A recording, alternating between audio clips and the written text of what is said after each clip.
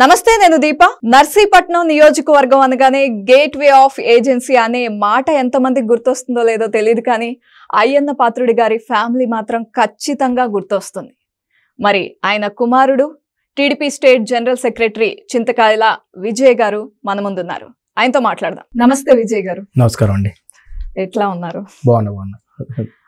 General గా ఒక పెద్ద ఫ్యామిలీ నుండి లేదా ఒక పెద్ద పొలిటికల్ లీడర్ ఫ్యామిలీ నుండి వచ్చినప్పుడు ఆ షాడో, ఆ నేమ్ వెంట ఉంటుంది. కానీ మీరు మాత్రం ఒక ఓన్ ఐడెంటిటీని క్రియేట్ చేసుకున్నారు. ఎట్లా సాధ్యమైంది? ముఖ్యంగా అంటే తెలుగుదేశం పార్టీలో ఆ డెమోక్రటిక్ సిస్టమ్ ఎక్కువ. ఆ డెమోక్రటిక్ సిస్టంలో ఏంటంటే మనం ఏదన్నా వాయిస్ రేజ్ చేసినప్పుడు కానీ, మన ఒపీనియన్ చెప్పినప్పుడు కానీ మన లీడర్ వినే రకంగా ఉండాలి. అది చంద్రబాబు నాయుడు గారు ఆ స్పేస్ ఎక్కువ యంగ్స్టర్స్కి ఎక్కువ ఇవ్వడం జరుగుతుంది. ఒక విజన్ ఉన్నప్పుడు కానీ తను గమనించి ఏమన్నా ముందుకు తీసుకెళ్లాలని ఆయన అనుకుంటే వెంటనే వారిని వారసత్వంతో, లేకపోతే ఈ డైనాసిటీ అనేది నాసిటీ అనేది అందరికీ తెలుసు. నా ఉద్దేశంలో ఏంటంటే ఇక్కడ వారసత్వం పనికిరాదు పాలిటిక్స్. మనకు ఒక ఐడెంటిటీ ఉండాలి, ప్రజల్లోని మమేకం అవ్వాలి, ప్రజల సమస్యలు తెలుసుకోవాలి. అది ఒక ఐడియాలజీ కింద మలుచుకొని మనం లీడర్తో కానీ డిస్కస్ చేసుకునే డెమోక్రటిక్ సిస్టమ్ మనకి ఏర్పడాలి. ఆ ఎకో సిస్టమ్ టీడీపీకే ఉందండి. నేను ఇంకో పార్టీ గురించి ఎక్కడ కూడా నేను వినలేదు అలాగా. అందుకని మాకేంటంటే ఈరోజు టీడీపీ స్టేట్ జనరల్ సెక్రటరీ ఇచ్చి ఎంకరేజ్ చేసింది నారా చంద్రబాబు నాయుడు గారు. నారా లోకేష్ గారు కూడా అంతే విధంగా బ్రెయిన్ స్టార్మింగ్ సెషన్స్ లో కూర్చున్నప్పుడు కానీ ఆ డెమోక్రటిక్ గా తీసుకెళ్తారండి పార్టీని. దానివల్ల ఈ రోజు ఆ ఐడెంటిటీ వచ్చింది. రైట్. మీరు ఒక 12 ఏళ్ళు అయిందా వచ్చి రాజకీయాల్లోకి? 12 years అయింది. 12 years పైన అయింది. 12 years. మీరు వచ్చినప్పుడు రాజకీయాలు ఎలా ఉన్నాయో ఇప్పుడు 2024 లో ఎంటర్ అయిపోయాం. ఇప్పుడు ఎట్లా ఉన్నాయంటే డిఫరెన్స్ ఏం చెప్తారు? ముఖ్యంగా డ్రాస్టిక్ గా చేంజ్ అయిపోయాయి. అంటే అప్పుడు ఉన్నప్పుడు ఏంటంటే నేను అనకూడదు కానీ అప్పుడున్న జనరేషన్ కానీ, అంటే నేను ఇప్పుడు ఏమంటున్నానంటే ఇప్పుడు జనరేషన్ కొంచెం అంటే ఒక డెకేడ్ అయింది కాబట్టి మనకి కొంచెం ఇంటిగ్రిటీ తక్కువ అవుతుందండి. జనాల్లో ఏంటంటే కొన్ని దగ్గర స్వార్థపూర్వక రాజకీయాలు మొదలయ్యాయి. దానివల్ల జనాలు చాలా సఫర్ అవుతున్నారండి. దాంట్లో ఒకటి ఇక్కడ ఏంటంటే ఇంటరప్ట్ చేస్తున్నాను, రాజకీయ నాయకుల్లో ఎట్లాంటి తేడాలు వచ్చినాయో ప్రజల్లో కూడా కొన్ని తేడాలు అవి చూస్తున్నాం మనం. ప్రజల్లో కూడా మార్పు వచ్చింది. అంటే ఈ రెండు మార్పులు కలిసి ఓవరాల్ గా అవుట్ రేట్ గా మళ్ళీ ప్రజలకే నష్టం చేకూరుతుంది. అంటే కొంతమంది సెక్టర్ ఆఫ్ ఇన్ఫ్లుయెన్సర్స్ ఉంటారు. ఆ ఇన్ఫ్లుయెన్సర్స్ ఏంటంటే ఒక 100 మందిని ఇన్ఫ్లుయెన్స్ చేసే శక్తి ఉంటుంది. వాళ్ళకి స్వార్థం వచ్చింది అనుకోండి, ఇంక జనాలు ఆటోమేటిక్ గా మారిపోతారు. ఆ ట్రాన్స్ఫర్మేషన్ అనేది జరుగుతుంది. దాంట్లో భాగంగా ఏంటంటే యథా రాజా తదా ప్రజ అనేది మనం ఎప్పటి నుంచో వింటున్నాం. ఆ రాజు అనేవాడు స్వార్థపూర్వకంగా ఉన్నా, ఆ రాజు అనేవాడు తన సెల్ఫ్ ఐడెంటిటీ కోసం పోరాడుతూ ప్రజల్లో మర్చిపోతున్నా, ఆ రాజు అనేవాడు స్వార్థం ఎక్కువ అవుతే ఆటోమేటిక్ గా ఆ ఇన్ఫ్లుయెన్సర్స్ కూడా ఆ లూప్ లోకి వెళ్ళిపోతారు. వెళ్ళిపోయినప్పుడు ప్రజలు అల్టిమేట్ గా ఇబ్బంది పడే వాళ్ళు వాళ్ళే అండి. ఈ 10 years 12 years నేను చూస్తుంది ఏంటంటే ఆ ఇన్ఫ్లుయెన్సర్స్ ని బాగా ఇన్ఫ్లుయెన్స్ చేసి ఆ స్వార్థపూర్వకంగా ఐడియాలజీని తీసుకెళ్తున్నారు. దానివల్ల జనాలు చాలా ఇబ్బంది పడుతున్నారు. ఫర్ ఎగ్జాంపుల్ రైతు అనేవాడు ఏం కోరుకుంటాడండి, వరేసినప్పుడు దానికి ఏమన్నా కానీ ప్రాబ్లం అవుతాయి, దానికి ఇన్సూరెన్స్ రావాలి. అదే అసెంబ్లీలోని మీరు అబ్జర్వ్ చేస్తే ఇది అందరికి గుర్తు చేయాలండి ఈ విషయాన్ని. అగ్రికల్చర్ మినిస్టర్ మేము ఇన్సూరెన్స్ కట్టేసామని అబద్ధం ఆడాడు. అబద్ధం ఆడితే ఫస్ట్ టైం మీరు హిస్టరీలో ఎప్పుడూ లేనిది చంద్రబాబు నాయుడు గారు పైకి లెగిసి తన బెంచ్ దగ్గర నుంచి ఒక సవాల్ చేశారు. నువ్వు ఇన్సూరెన్స్ కట్టిన డాక్యుమెంట్ కానీ చూపెడితే నేను ఇప్పుడే అపోజిషన్ లీడర్గా నా ఎమ్మెల్యే పదవికి రిజైన్ చేసేస్తానని పోడియం దగ్గరికి వెళ్ళి కూర్చున్న ఫస్ట్ టైం అండి అది. అసెంబ్లీ హిస్టరీలో, ఆయన పొలిటికల్ హిస్టరీలో పోడియం దగ్గరికి వెళ్ళి కూర్చున్నారు. ఆ అగ్రికల్చర్ మినిస్టర్ అబద్ధం ఆడినప్పుడు తెలిసింది. మన రైతుల పరిస్థితి ఏంటంటే తుఫాన్ వచ్చినా ఏమొచ్చినా రెడ్ కార్పెట్ వేసి పరదాలు పెట్టుకొని ఒక ముఖ్యమంత్రి వెళ్ళి అక్కడ చూడడం రైతులకు ఏమనిపిస్తుంది. అందుకనే పాత సామెత అండి, వరేసుకునే బదులు ఉరేసుకోవాలనే ఉద్దేశాన్ని ఇప్పుడు రైతులకు కలిగిందంటే నేను ఇందాక చెప్తున్న ట్రాన్స్ఫర్మేషన్ అండి. ఆ అగ్రికల్చర్ మినిస్టర్ కూడా బల్లగుద్ది నేను ఇన్సూరెన్స్ కట్టేనన్న అబద్ధాన్ని అంత గట్టిగా చెప్పగలిగిన స్వార్థం అనమాట. ఆ స్వార్థం ఆ ముఖ్యమంత్రికి ఉంది, ఆ అగ్రికల్చర్ మినిస్టర్కి ఉంది. దానివల్ల సఫర్ అయింది ఎవరండి? రైతులు సఫర్ అయ్యారు. సో ఇది జరుగుతుందండి. ఆ డెకేడ్ ముందు ఎలా ఉండేదంటే ఒక మనిషి మాట ఇచ్చాడంటే ఏ పార్టీ అయినా తీసుకోండి, అమ్మో మాట పోతే మేము మీడియా ముందు ఎలాగెళ్ళాలి. హైకోర్టులో జడ్జిమెంట్ వచ్చింది అనుకోండి, ఒక జడ్జి కానీ ఒక లీడర్ని నువ్వు తప్పు చేసావని అన్నారనుకోండి, జడ్జి గారు నన్ను అంత మాట అన్నారా, నేను రిజైన్ చేసేవాళ్ళనేవాడు. ఒక డీజీపీని హైకోర్టు పిలిచి తిట్టారనుకోండి, డీజీపీ రిజైన్ చేసేవారు. ఇప్పుడు ఏమంటున్నారంటే హైకోర్టు అందా అంటే అన్ని ఏముంది, అది ఆర్డరే కదా, పోయేదే ఉంది అలా మాట్లాడుతున్నారు. సో అది రైట్ మెసేజ్ కాదండి జనాలకి, అది జరుగుతుంది. రైట్. అందరూ విమర్శిస్తున్నారు, వాళ్ళు చేసే తప్పుల్ని ఎత్తి చూపిస్తున్నారు ప్రతిపక్షంలో ఉన్న వాళ్ళు. కాకపోతే చింతకాయల విజయ్ గారు అనే వ్యక్తి మాత్రమే చాలా దూసుకుని ముందుకెళ్తున్నారు. ఏ విషయమైనా వాళ్ళ నోట్లో నుండి ఇలా వచ్చిందో లేదో గట్టిగా కౌంటర్ ఇచ్చే ప్రయత్నం చేస్తున్నారు. ఆ ధైర్యం ఏంటి? ఎప్పుడు అధినాయకుడు ఎంకరేజ్ చేస్తారని చెప్పారు. కొంచెం క్రాస్ అయ్యి ఎక్కువగా మీరు విమర్శించినప్పుడు ఆయన మిమ్మల్ని పిలిచి ఇంత వద్దు, ఇలా మాట్లాడొద్దు అని చెప్పిన సందర్భాలు ఉన్నాయా? ఆయన ఎప్పుడు ఒక మాట చెప్తారండి, పొలిటికల్ గా అంటే హుందాతనంతో ఉండాలి, అబ్యూజివ్ లాంగ్వేజ్ యూజ్ చేయకూడదు, టాపిక్ మీద అనాలిసిస్ చేయాలి, అనలిటికల్గా వెళ్ళాలి, డేటా మీద వెళ్ళాలి. మనం చెప్పిన మాట ఒకసారి బయటకు వచ్చిందంటే అది మనం ఆ మాటకి బానిస కాబట్టి అది వెళ్ళమని చెప్తారు. ఇంకోటి మీరు వ్యాలిడ్ పాయింట్ ఏంటంటే ధైర్యం ఎక్కడి నుంచి వచ్చింది. ఫస్ట్ నుంచి కూడా నాకు అయ్యన్నపాత్రి గారు మా నాన్నగారు అంటే బాగా ఇన్ఫ్లుయెన్స్ అండి నా మీద. అలాగే మా తాతగారు లచ్చాపాత్రి గారు ఉన్నారు, ఆయన 3 times ఎమ్మెల్యే చేశారు. ఫస్ట్ నుంచి మేము చూస్తే ఇంటిగ్రిటీతో వీళ్ళందరూ బతికారండి. ఎంత మోడెస్ట్గా ఉండాలో అలా ఉన్నారు, జనాలతోటి మమైకమై ఉన్నారు. సో ఫస్ట్ నుంచి ఏంటంటే పళ్ళ కొద్ది మాట్లాడడం, ఏదన్నా అధినాయకుడికి కూడా చెప్పడం, ఆ బల్ల కొద్ది చెప్పి కుండ బద్దలు కొట్టినట్టు మాట్లాడడం, దానివల్ల స్ట్రైట్ ఫార్వర్డ్నెస్ ఏంటి, ఒక మాట ప్రజలకు సంబంధించిందైనా మనకు సంబంధించినైనా మేము దాచుకుంటే మేము ఉండలేం. 1-2 days కంటే ఏంటంటే చెప్పేస్తే బెస్ట్ ఏమో, మనం ఫ్రీ అయిపోతాం కదా అనే ఆ భావన, క్వాలిటీ ఎందుకో నాకు చిన్నప్పటి నుంచి కూడా మా నాన్నగారి నుంచి ఎంబైబ్ అయిందండి. అది వచ్చిన తర్వాత ఈ రోజు కూడా అయ్యన్నపాత్రి గారు మీరు చూడొచ్చు, 6 సార్లు మంత్రి చేసిన ఒక్క మచ్చ లేదు. కరప్షన్ మీద ఆయన ఎప్పుడు కూడా ఒక కేసు పెట్టి అరెస్ట్ చేయడం అనేది ఉండదండి, చేయలేరు కూడా. సో ఆయన నాకు అదే చెప్తారండి, ఏమైనా ఉన్నా కూడా నువ్వు లీడర్తో డిస్కస్ చేయి, ఆ డెమోక్రటిక్ సిస్టమ్ మన టీడీపీలో ఉంది, 82 నుంచి నేను అదే పని చేస్తున్నాను అని చెప్తూ ఉంటారండి. ఇప్పుడు గవర్నమెంట్లో ఉన్నారు జగన్మోహన్ రెడ్డి గారు, మిగతా వాళ్ళు ఉన్నారు, వాళ్ళు బూతులు తిడుతున్నారు, ఎన్ని చేస్తున్నారు, దానికంటే ఇదే పెద్ద కాదు. కానీ మేమేం చేస్తున్నాం, అనాలిసిస్ చేసి మాట్లాడుతున్నప్పుడు ఏదైనా ఇష్యూ మీద, ఇప్పుడే రైతుల విషయం మీద నేను ఇంత అన్ని కూడా కనెక్ట్ చేసి చెప్పాను, చెప్తే వెంటనే ఏం చేస్తారు, నన్ను బూతులు తిట్టడం మొదలు పెడతారు, అబ్యూజివ్ లాంగ్వేజ్ యూజ్ చేస్తారు, నా ఫ్యామిలీని విమర్శిస్తారు, ఏదేదో చేస్తారు. అప్పుడు మనం సైకలాజికల్గా ఇంట్లో కూర్చోవాలి, ఏం మాట్లాడకూడదు. అందుకే ఏంటంటే ధైర్యం చేసి ముందుకెళ్ళాలి. ముందుకెళ్తేనే మనం ఎవరన్నా మాట్లాడితే ఇంకో 5 ఇన్ఫ్లుయెన్స్ అయ్యి వాళ్ళు మాట్లాడతారు. అప్పుడు ప్రభుత్వాన్ని మనం ప్రశ్నించకపోతే, అసలు ప్రశ్న అనేది లేకపోతే సమాధానం దొరకదు అనే ఏకైక ఉద్దేశంతో నేను అదే పని మీద మాట్లాడుతూ వచ్చానండి. ఎన్నో ఇబ్బందులు పెట్టారు, ఈవెన్ మా హైదరాబాద్ హౌస్లో కూడా మా పిల్లల్ని ఇబ్బంది పెట్టారు, వైఫ్ని ఇబ్బంది పెట్టారు, ఎంతో మందిని ఎన్ని ఇబ్బందులు పెట్టినా కానీ అది మాట్లాడుతూ కన్సిస్టెంట్గా వెళ్తూనే ఉన్నాం. అదే స్ట్రెంగ్త్ అండి, టీడీపీలో ఉన్న ఆ సపోర్టే ఇది జరుగుతుంది. కానీ అబ్యూజివ్ లాంగ్వేజ్ మాత్రం ఎప్పుడు నేను అంతే వాడలేదు, వాడితే మాత్రం అధినాయకుడు వెంటనే పిలుస్తారండి. ఆ డిసిప్లినరీ యాక్షన్ అయితే ఉంటుంది మా పార్టీలో, పిలిచి ఇలాంటివి చేయకూడదని చెప్తారు. ఆ సందర్భం అయితే నేను ఇప్పుడు దాకా తెచ్చుకోలేదు. రైట్. అయితే వివేకానంద రెడ్డి గారి హత్య కేసు, దాని మీద రకరకాల ఊహాగానాలు, వీళ్ళు చేశారని వాళ్ళు చేశారని ప్రజల్లో రకరకాలుగా ఉంది. ఇవన్నీ వింటున్నప్పుడు కానీ డాక్టర్ సుధాకర్ గారి విషయం చూశారు, ఇలా కొన్ని విషయాలు ప్రజల్లో వినిపిస్తున్న మాటలు చూసినప్పుడు విన్నప్పుడు భయం లేదా? ఇప్పుడు ఒకటండి, తప్పు చేసింది వాళ్ళు, తప్పు చేయిస్తుంది వాళ్ళు, తప్పు చేసిన వాడిని కాపాడుతుంది కూడా వాళ్ళే. అలాంటప్పుడు మనం ఎందుకు భయపడాలండి? మనం అనాలిసిస్ చేసి ప్రజలకు కానీ చూపెట్టకపోతే, ఎందుకంటే అన్ని కోట్ల మంది ప్రజల్ని ఒక్క స్టేట్మెంట్ తోటి 2 స్టేట్మెంట్తో మోసం చేయగలుగుతున్నాడంటే తను ఎంత మోసగాడు ఉండాలండి జగన్మోహన్ రెడ్డి గారు. ఆ రోజు నేను ఒకటే క్వశ్చన్ అడుగుతున్నానండి, వివేకానంద రెడ్డి గారు హత్య తర్వాత ఆ రోజు పరిణామాలు చూస్తే గుండెపోటు అని చెప్పి విజయసాయి రెడ్డి గారు వచ్చి బయట స్టేట్మెంట్ ఇవ్వడం, వెంటనే అవినాష్ రెడ్డి వచ్చి ఏదో స్టేట్మెంట్ ఇవ్వడం, దాని తర్వాత కడపకి ఎయిర్పోర్ట్ ఉన్నా కూడా ఫ్లైట్ తీసుకోకుండా ఇక్కడి నుంచి కార్లో రావడం ముఖ్యమంత్రి గారు, అంటే అప్పుడు అపోజిషన్ లీడర్, అంటే ఇవన్నీ ఏ మెసేజెస్ ఇస్తున్నాయండి? వెంటనే వచ్చి ఆ గుండెపోటు కాదని చెప్పి మళ్ళీ వెంటనే ఇమీడియట్గా చంద్రబాబు నాయుడు గారు హత్య చేయించారు, ఇంకోళ్ళు ప్లాన్ చేశారు. ఇవన్నీ బయట తీసుకొచ్చి వివేకానంద రెడ్డి గారి డాటరే ఢిల్లీలోని ప్రెస్ మీట్ పెట్టి అంత క్లియర్గా చెప్పారు. మొన్న తర్వాత ఇన్వెస్టిగేషన్లో అంత క్లియర్గా చెప్పారు. తర్వాత సిబిఐ కారు డ్రైవర్ని పులివెందుల గెస్ట్ హౌస్ దగ్గర బెదిరించారు. సిబిఐ నాకు తెలుసండి లల్లూ ప్రసాద్ యాదవ్ గారిని అరెస్ట్ చేశారు, పెద్ద పెద్ద లీడర్స్ని అరెస్ట్ చేశారు. ఇక్కడికి అరెస్ట్ చేయడానికి వస్తే అవినాష్ రెడ్డిని కాపాడే విధానం అంటే ఏంటంటే డెమోక్రటిక్ సిస్టంలో, డెమోక్రసీలో, కాన్స్టిట్యూషన్లో సిబిఐ ఒక టూల్.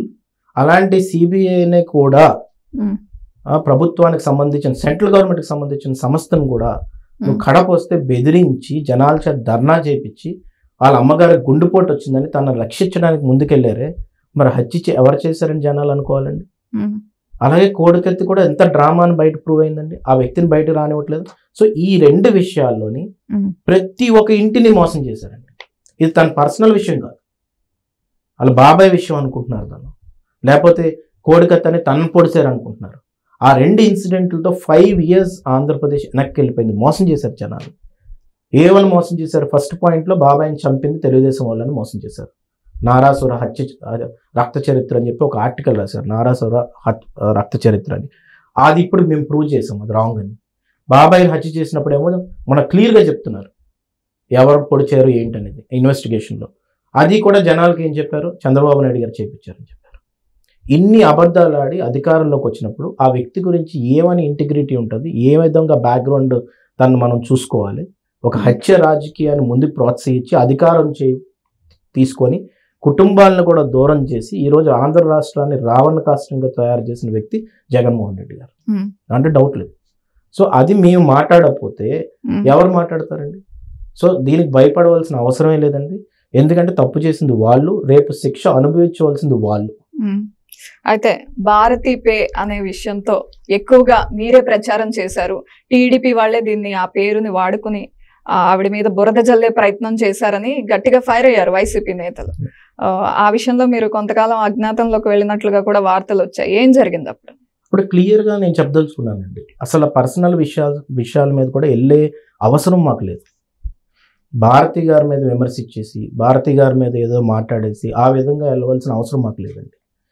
ఇక్కడ ఏం జరుగుతుందండి అంటే, నేను మొత్తం ప్రొసీజర్ చూస్తున్నప్పుడు సోషల్ మీడియాలో కొన్ని అక్కడ వాళ్ళు హైర్ చేసుకున్న కొంతమంది కన్సల్టెంట్స్ వాళ్ళు ఏం చేస్తున్నారంటే ఇలాంటి ప్రాసెస్ బయట తీసుకురావడం, వాళ్ళు ఫేక్ హ్యాండిల్స్ మీద వెళ్ళడం. నేను ఒకటి బయట పెట్టానండి, సుప్రీత్ చౌదరి అని ఒక హ్యాండిల్ పెట్టారు. ఒక క్రికెటర్ తెలుగువాడు ఎవరో వెళ్ళి అక్కడ ఆడి గెలిచినప్పుడు, నేను పేరుతో చెప్పదలుచుకోలేదండి, ఆ క్రికెటర్ కింద ఏమో మీ కమ్మ కాప ఇలాగా గొడవలు పెట్టడం, క్యాస్ట్ డివైడ్ చేయడం. అమలాపురంలో కూడా ఈ ఇన్సిడెంట్స్ జరిగాయండి. అలాగే ఏం చేస్తారంటే వీళ్ళు క్యాస్ట్ని ఇన్స్టిగేట్ చేయడానికి కొన్ని ప్రొసీజర్స్ ఉన్నాయి, వాళ్ళకి కొన్ని ఫేక్ అకౌంట్స్ క్రియేట్ చేస్తారు. దానికి మనం లెటర్స్ ఒక కులం మీద ఆ కులాన్ని ఇది చేస్తూ వాళ్ళు ఆ కులం వాళ్ళకి చెందిన వాళ్ళుగా ప్రమోట్ చేస్తూ ఫేక్ అకౌంట్. అది జగన్మోహన్ రెడ్డి గారికి చాలా ఇష్టం అండి, నేను ఓపెన్గా చెప్తున్నాను. ఏంటంటే ఉత్తరాంధ్ర రాయలసీమ కొట్టుకోవాలి, రాయలసీమ గుంటూరు కృష్ణా కొట్టుకోవాలి, కృష్ణా వాళ్ళ దాంట్లోని కమ్మాసే ఉన్నారు, అందుకే ఆ క్యాపిటల్ కమ్మ క్యాపిటల్ అంటారు. ఈ విధంగా క్యాస్ట్ల మధ్యలోని మొత్తం కులాల మధ్యలో గొడవలు పెట్టి ఓటు కన్సాలిడేట్ చేసుకోవాలన్న ఆలోచన విధానంతోనే 2019లో ఆయన గెలిచాడు. ఈ రోజు అలాగే భారతి గారి మీద వాళ్ళే పోస్ట్ చదువుతారు, వాళ్ళే తయారు చేస్తారు, తయారు చేసి ఫేక్ అకౌంట్స్తో పెట్టి ఏం చేస్తారంటే, నన్ను సిఐడి ఇన్వెస్టిగేషన్ పిలిచినప్పుడు నేను ఒకటే క్వశ్చన్ అడిగానండి. ఇది చాలా విచిత్రంగా ఉందండి. భారతీ పే అనేది వైసీపీ వాళ్ళే ప్రచారం చేస్తారు, వాళ్ళే చేస్తారండి. నేను చెప్తున్నాను కదా, రాసుకోండి. షర్మిల గారి మీద వాళ్ళే పెడతారు. విజయమ్మ గారేమో మెయిన్ సభలో ప్లేనరీ సభలోని ఏం మాట్లాడారు మీరు ఒకసారి చూడండి. దాంట్లో ఆమె ఏం మాట్లాడారంటే, నా మీద ఈ ఫేక్ లెటర్ రిలీజ్ చేశారు, రైట్, ఈ ఫేక్ లెటర్ని నేను తట్టుకోలేకపోతున్నాను, ఇలాంటి ప్రచారాలకు నేను తావు ఇవ్వకుండా ఉండడానికి నేను రిజైన్ చేస్తున్నానని ఒక లెటర్ చూపెట్టాను. ఈ రోజు నేను చెప్తానండి, బల్లబుద్ధి ఆ లెటర్ రిలీజ్ చేసింది వైఎస్ఆర్సీపీ సోషల్ మీడియా వల్లే. క్లియర్ కనబడుతున్నాయి నాకేంటంటే, ఫస్ట్ నుంచి నేను అబ్జర్వ్ చేస్తున్నప్పుడు కొన్ని దగ్గర ఇవన్నీ కనబడుతున్నాయి. నేను సిఐడి వాళ్ళు నన్ను ఇన్వెస్టిగేషన్ పిలిచారు, నేను అన్నాను అది ఎవడ చేసినా కానీ అది తప్పే, నేను కాదన్నా. కర్ణాటకలో సీఎం పే అని వదిలారు, ఇక్కడ భారతీ పే అని వదిలారు. వదిలి ఏం చేశారు, ఆ మీద ప్రచారం వాళ్ళు స్టార్ట్ చేశారు, ఫేక్ అకౌంట్స్తో స్టార్ట్ చేశారు. వాళ్ళు అన్నారు నాతోటి, ఎక్కడో కొన్ని అకౌంట్స్ కింద కామెంట్స్ ఏ హ్యాండిల్ అయితే వాళ్ళు పోస్ట్ చేశారు కామెంట్స్ చేశారండి అన్నారు. నేను అన్నాను, కామెంట్స్ చిరంజీవి గారి కింద నేను చేస్తాను, లేకపోతే రజనీకాంత్ గారి కింద నేను చేస్తాను, లేకపోతే అమితాబ్ బచ్చన్ గారి కింద చేస్తాను, ఎలన్ మాస్క్ కింద కూడా నేను కామెంట్ చేస్తాను, ఎవడో చేస్తాడు అంటే వాళ్ళకి నాకు ఎలా సంబంధం ఉంటుందండి అని అడిగాను. నేనేమన్నానంటే, మీకు ఆ కెపాసిటీ ఉంటే క్యాపబిలిటీ ఉంటే ఆ ఫేక్ అకౌంట్ మనుషులను పట్టుకోండి, అంతేగాని ఎవరి మీద పడితే వాళ్ళ మీద పడిపోవడం ఇవన్నీ చేయొద్దు. ఇప్పుడు విజయమ్మ గారి మీద ఎందుకు ఇన్వెస్టిగేషన్ చేయట్లేదు మరి, ఆ ఫేక్ లెటర్ రాసిన వాళ్ళు? సో ఇలాంటి కథలు మా దగ్గర చేయొద్దండి. మేము ఒకటే క్లియర్గా నేను పోలీస్ ఆఫీసర్స్ కూడా నేను క్లియర్గా చెప్పడం జరిగింది. ఏది పడితే అది తీసుకొచ్చి ఒకరి మీద విమర్శ ఇచ్చేసి ఒకరి మీద పెట్టి ఎగ్జాంపుల్ కింద జనాలకు చూపెట్టి ఫియర్ ఫ్యాక్టర్ని తీసుకొచ్చి జనాలను భయపెట్టాలనే విషయం మీద మాత్రం మీరు ఆలోచించొద్దు. ఇవన్నీ ఏంటంటే అండి, ఓపెన్గా చెప్తున్నాను, ఈ ఇష్యూస్ అన్నీ ఏంటంటే ఒక థ్రెడ్లా తయారు చేసి విజయ్ అనే వ్యక్తి మీద కానీ పడితే జనాలు ఎవ్వరూ మాట్లాడకూడదు. ఈ ఫియర్ ఫ్యాక్టర్ని సృష్టించడానికే ఇవన్నీ తీసుకొచ్చి వాళ్ళు ఈ మెకానిజం మొత్తాన్ని కూడా తయారు చేస్తారు. అంతేగాక ఇంకోటి ఏం ఉండదండి దీంట్లో. ఇదంతా డైవర్షన్ మెకానిజం. పోలీసులు ఇన్వెస్టిగేషన్ కి పిలిచినప్పుడు బయటకు వచ్చి విడుదల రజనీ గారు గట్టిగా ఫైర్ అయ్యారు. టీడీపీకి కుసంస్కారం ఉంది, మీకు తెలీదా? టీడీపీ వాళ్ళే ఇలా మహిళల్ని అగౌరవపరుస్తూ మాట్లాడతారు అని. మీ పార్టీలో నుండే వెళ్ళారు ఆవిడ. మరి పార్టీ గురించి తెలిసినట్టుగా మహిళలకు మర్యాద లేదు అన్నట్లుగా మాట్లాడారు. ఆమె డైరెక్ట్గా మీరు నాటిన మొక్కే సార్ నేను అంది స్టేజ్ మీద. చంద్రబాబు నాయుడు గారు మహానాడులో ఆమె అక్కడికి వెళ్ళారు. వెళ్ళిన తర్వాత ఈరోజు వాళ్ళకి స్క్రిప్ట్ వస్తుందండి, మీకు ఓపెన్ చెప్తున్నాను. ఆ స్క్రిప్ట్ని బట్టి వాళ్ళు మాట్లాడతారు. ఆమె ఇంటెన్షన్ కూడా అదే ఉండుంటే నేను ఒకటే అడుగుతుందంటే, అంబాటి రాంబాబు గారు కానీ అక్కడ ఒక వేస్ట్ ఫెలో వంశీ ఉన్నాడు, తన కానీ ఎవరన్నా కానీ మా ఫ్యామిలీ గురించి కానీ, అంటే మా ఫ్యామిలీ అంటే టీడీపీ కుటుంబం అనుకుంటున్నాను. ఇప్పుడు వంశీ గారి ఫ్యాన్స్ దండయాత్రకు వస్తారు. ఏదైనా ప్రాబ్లం, నాకేం ప్రాబ్లం లేదండి. ఎందుకంటే తను ఏదైనా తప్పు మాట్లాడినప్పుడు తప్పు అని చెప్పడంలో తప్పులేదు. నేనేమైనా తప్పు మాట్లాడితే నా తప్పు అని చెప్పడంలో తప్పులేదు. నేను వేస్ట్ ఫెలోని ఎందుకన్నానంటే, ఆడవాళ్ళని సంస్కరించాలి, సంస్కారం ఉండాలండి, తనకి అభిమానించాలి, వాళ్ళు గౌరవించాలి. అది ఎన్టీ రామారావు గారు నేర్పించింది. నిజంగా వాళ్ళు ఎన్టీఆర్ ఫ్యాన్స్ అయి ఉండుంటే, లేకపోతే టీడీపీ బ్లడ్లో పుట్టుండుంటే, ఇక్కడే పెరుగుండుంటే, ఆ సంస్కారం అయితే వాళ్ళకు ఉండదండి. నాకు చాలా అగ్రెసివ్గా ఎక్కడ తయారవుతానంటే, నేను ఎప్పుడైనా మాట్లాడుతున్నప్పుడు ఆడవాళ్ళ గురించి కానీ మహిళల గురించి కానీ ఏదన్నా తప్పుడు మాటలు మాట్లాడితే, ఏ నిజం లేని దాన్ని ప్రచారం చేయడం, మా కుటుంబం గురించి మాట్లాడడం, నేను మా కుటుంబం అని అంటున్నానండి. ఒక స్పెసిఫిక్ పేర్లు కూడా నేను చెప్పట్లేదు. ఎందుకంటే మేము టీడీపీలో అలా పెరిగాం, అది దేవాలయంగా భావించాం, మా ఇల్లుగా భావించాం. సో చంద్రబాబు నాయుడు గారి కుటుంబం అయినా మా కుటుంబం అయినా ఎవరైనా మా కుటుంబం గురించి మాట్లాడుతున్నప్పుడు ఈ రజనీ గారు కానీ లేకపోతే ఎవరు మాట్లాడలేదు. నేను ఈరోజు ఏమని చెప్తున్నాను, ఫేక్ పోస్టులు వాళ్ళు వదిలేరని చెప్తున్నాను. ఇక్కడ ఫేక్ పోస్టులా? వంశీ అనేవాడు ఫేక్ పోస్ట్ కాదు కదా. అంబాటి రాంబాబు గారు రికార్డెడ్ కదా, అది అసెంబ్లీలో మాట్లాడింది. అప్పుడే కదా చంద్రబాబు నాయుడు గారు లెగిసి ఆయన ఒక ఓత్ తీసుకున్నారు, మళ్ళీ ముఖ్యమంత్రిగా రావాలంటే ఇదని చెప్పి, ఇది కౌరవ సభ అని. ఎందుకు ఇవన్నీ జరిగాయి? దీని గురించి మాత్రం వాళ్ళు మాట్లాడారా? ఒక్క మహిళ బయటకు వచ్చారండి, పోనీ ఒక్క హీరోయిన్ బయటకు వచ్చారు. ఇదే మాట మాట్లాడుతాను, ఒక్క హీరోయిన్ బయటకు వచ్చారా? ఎవ్వరు రాలేదు. కానీ కొన్ని ఇన్సిడెంట్ జరిగినప్పుడు హీరోయిన్స్ అందరూ బయటకు వచ్చారు. ఎందుకంటే రోజా గారి విషయంలోనా మీరు మాట్లాడారు? రోజా గారిని అవమానకరంగా బండారు సత్యనారాయణ గారు మాట్లాడారు అని చెప్పి దండయాత్ర జరిగింది. అవునండి. నేను ఏమంటున్నానంటే, ఒక మహిళ గురించి మాట్లాడినప్పుడు irrespective of caste, creed, religion, irrespective of party, every one has to comfort. అది రికార్డెడ్ గా మాట్లాడినప్పుడు. అంతేగాని నా దగ్గర ఏం ప్రూఫ్ ఉంది, నేను ఏమన్నా మాట్లాడినట్టు ప్రూఫ్ ఉందా, లేకపోతే నేను పెట్టినట్టు ప్రూఫ్ ఉందా, నా హ్యాండిల్స్ మీద ఎక్కడైనా విమర్శించినట్టు ప్రూఫ్ ఉందా?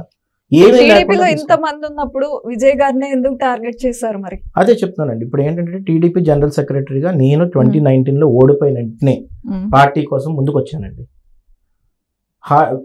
We can count hardly few people, కొంతమంది వచ్చిన వాళ్ళు. నేను వచ్చినప్పుడు నేను అగ్రెసివ్గా ముందుకెళ్తున్నాను, విమర్శిస్తున్నాను. ఒక డిక్టేటర్కి ఏంటంటే ఒక మనిషి ప్రశ్నించకూడదు. ఒక డిక్టేటర్కి ఏంటంటే ఒక మనిషి తన గురించి వేలెత్తి చూపెట్టకూడదు. తను చేసిన పనులు మాత్రం మనం భజనలు కొట్టాలి. అది జరగదండి. ఎందుకంటే మనం మాట్లాడకపోతే ఎవరు మాట్లాడుతారనే స్వభావం నాది ఉందండి ఫస్ట్ నుంచి కూడా. సో అందుకు నేను ఏంటంటే నా మీద టార్గెట్ పెట్టడం, నేను ఇందాకే చెప్పానండి, ఫియర్ ఫ్యాక్టర్ అనే ఒక ఐడియాలజీని వాళ్ళు ఎప్పుడు కూడా పాటిస్తారండి. They will go according to it. ఆ ఫియర్ ఫ్యాక్టర్ని జనాల్లోకి పెనిట్రేట్ చేయడం వాళ్ళ భావన. రంగనాయకం గారు ఉన్నారండి, ఆమె పెద్ద ఆమె.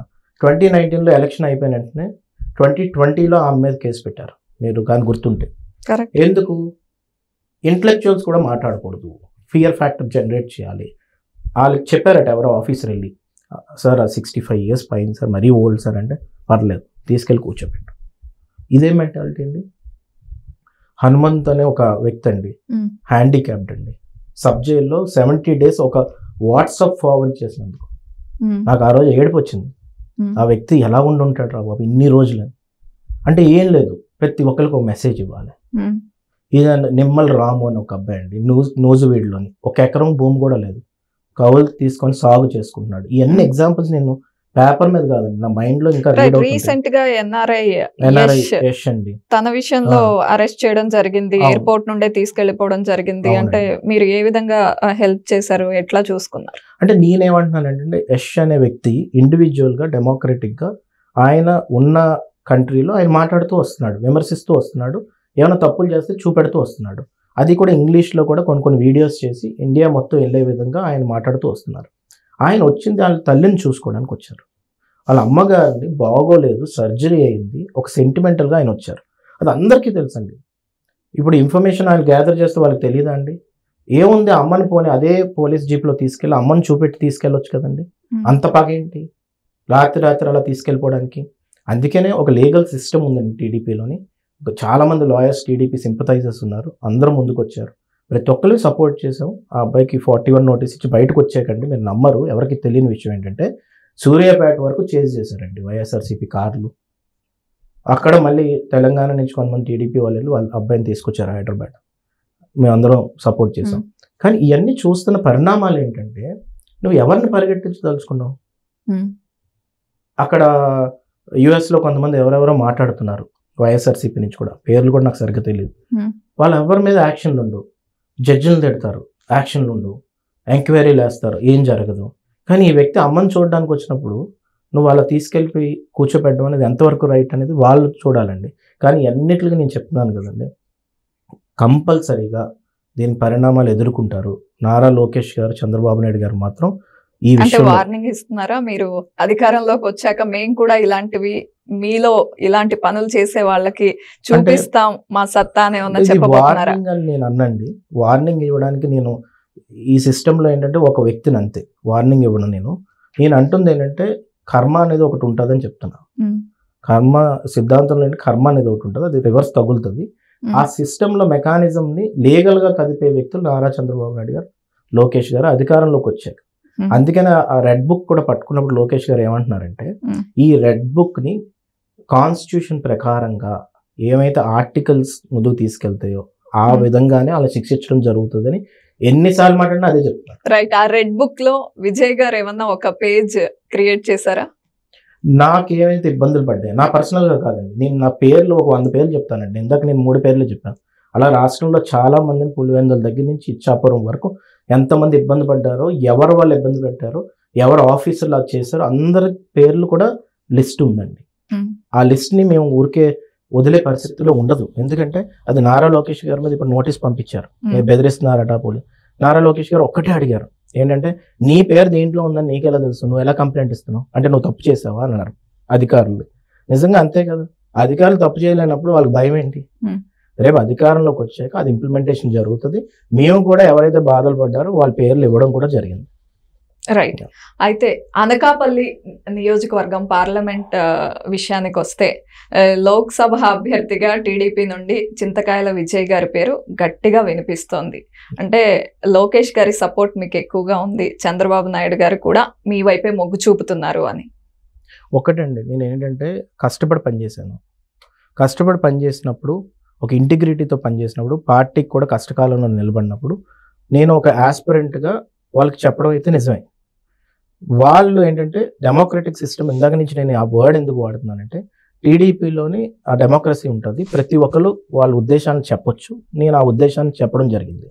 చెప్పిన తర్వాత వాళ్ళు క్లోజ్ ఇవన్నీ కాదండి. ఇక్కడ ఒక సిస్టమ్ ఉంటుంది, హైరార్కీ ఉంటుంది.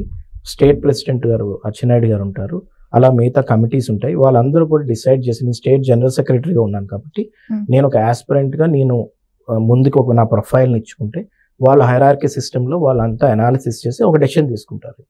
నేనేంటంటే నాకు అది చేయడం వల్ల నేను నా ప్రాంతానికి అక్కడ పుట్టినవాడిని కాబట్టి అక్కడే నా పుట్టిన ప్లేస్ ఉంది కాబట్టి నర్సీపట్నంలోనే నేను పుట్టాను కాబట్టి ఆ 7 నియోజకవర్గాల మీద ఒక అవగాహన ఉందండి.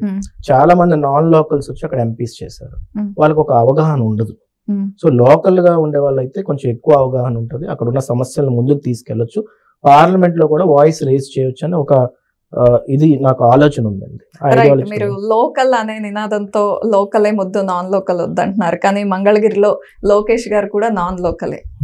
మరి ఈ విధంగా అన్నప్పుడు వాళ్ళల్లో ఇది అంతర్మదనం స్టార్ట్ అవ్వదా? ఈ ఒకటి చెప్తున్నానండి. ఇప్పుడు ఇక్కడ ఏంటంటే లోకేష్ గారు చంద్రబాబు నాయుడు గారిని అయితే రాష్ట్రంలో మీరు ఏ నియోజకవర్గంలో అడిగినా కానీ మా దగ్గర పోటీ చేయమని అడుగుతారు. మీరు ఎక్కడి నుంచైనా తీసుకోండి. శ్రీకాకుళం ఇప్పుడు అంత ఎందుకంటే మా నర్సీపట్నం నియోజకవర్గ ప్రజానికం కూడా చంద్రబాబు నాయుడు గారు పోటీ చేస్తారంటే సొంత మనిషిగా తీసుకుంటారు. సో వాళ్ళు అందరికీ సంబంధించిన వాళ్ళండి.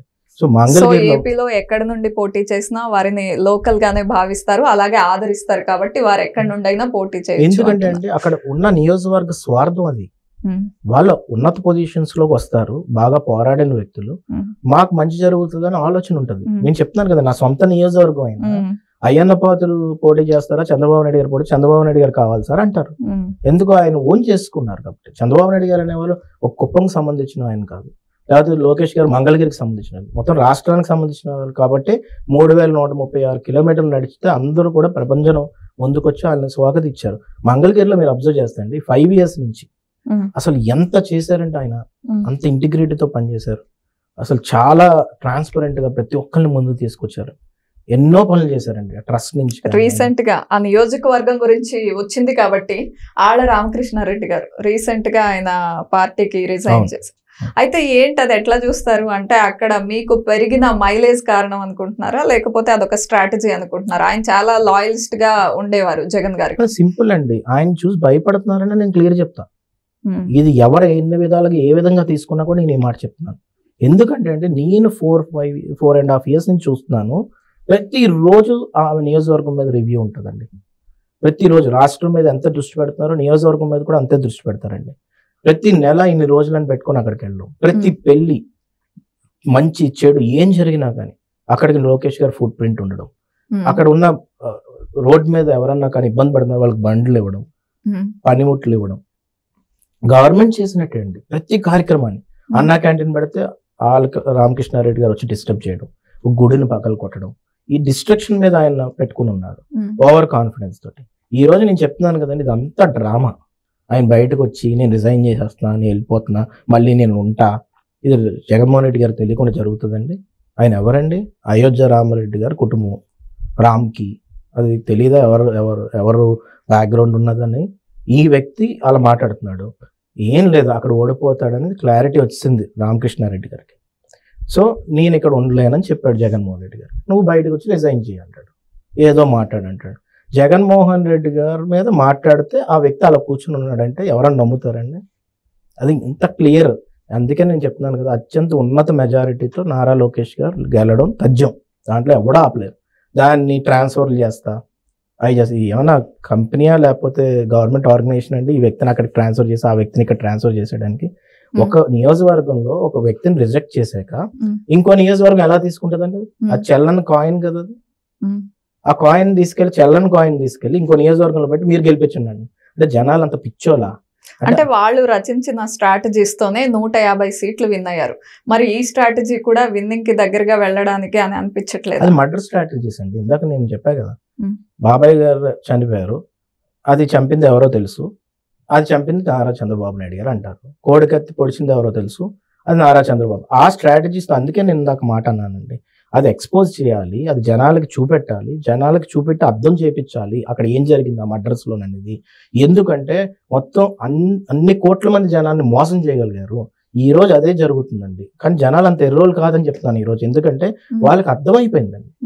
ఎవరినన్నా అడగండి, విలేజెస్ లో ఎన్ని నూకెన్ కార్నర్ మీరు తీసుకెళ్ళి అడగండి, చెప్తారు వాళ్ళు ఎవరు చంపారు ఏంటనేది. అందుకే వాళ్ళకి అర్థమైపోయింది. సిపిఎస్ తప్పు కాదండి, సిపిఎస్ రద్దు చేస్తానన్నారు. ఉద్యోగస్తులు తెలిసిపోలేదా? జాబ్ క్యాలెండర్ ఇప్పుడు January 1 మొన్న వచ్చింది. 4 ఏళ్ళ నుంచి జాబ్ క్యాలెండర్ నుంచి వెయిట్ చేస్తున్నారు, ఇప్పుడు వచ్చి రిలీజ్ అవ్వలేదు. డిఎస్సి ఎగ్జామ్స్ వేయండి, అసలు యూత్ కానీ అన్ని వర్గాల వారికి అర్థమైపోలేదా? 3000 పెన్షన్ ఇంకా 500 పెరుగుతూనే ఉంది. జనవరి వచ్చేస్తుంది ఇంకో 3 నెలల్లో. మరి ఇంకెప్పుడు పెంచుతారు? మళ్ళీ పూర్తి ఎప్పుడు చేస్తారు? ఏమన్నట్టు పెంచుకుంటూ పోతానని చెప్తున్నాడు. మీరు దాంట్లో చూడలేదా? నేను చెప్పలేదు అలా అంటున్నాడు మేనిఫెస్టోలోని. సో ఇక్కడ ఏంటంటే మోసం చేశారని తెలిసిపోయింది. సో ఎన్ని ట్రాన్స్ఫర్స్ చేసినా, ఎన్ని క్యాండిడేట్లు అటు ఇటు పెట్టినా, లాస్ట్ టైం చేస్తున్న స్ట్రాటజీ కాదండి, అది డిస్ట్రక్షనల్ స్ట్రాటజీ. ఆ స్ట్రాటజీని ఎవరన్నా కానీ నమ్ముకుంటే పొలిటికల్ గా సూసైడ్ చేసుకున్నట్టే అండి. ఎన్నిసార్లు ఎన్ని మర్డర్లు చేస్తారండి?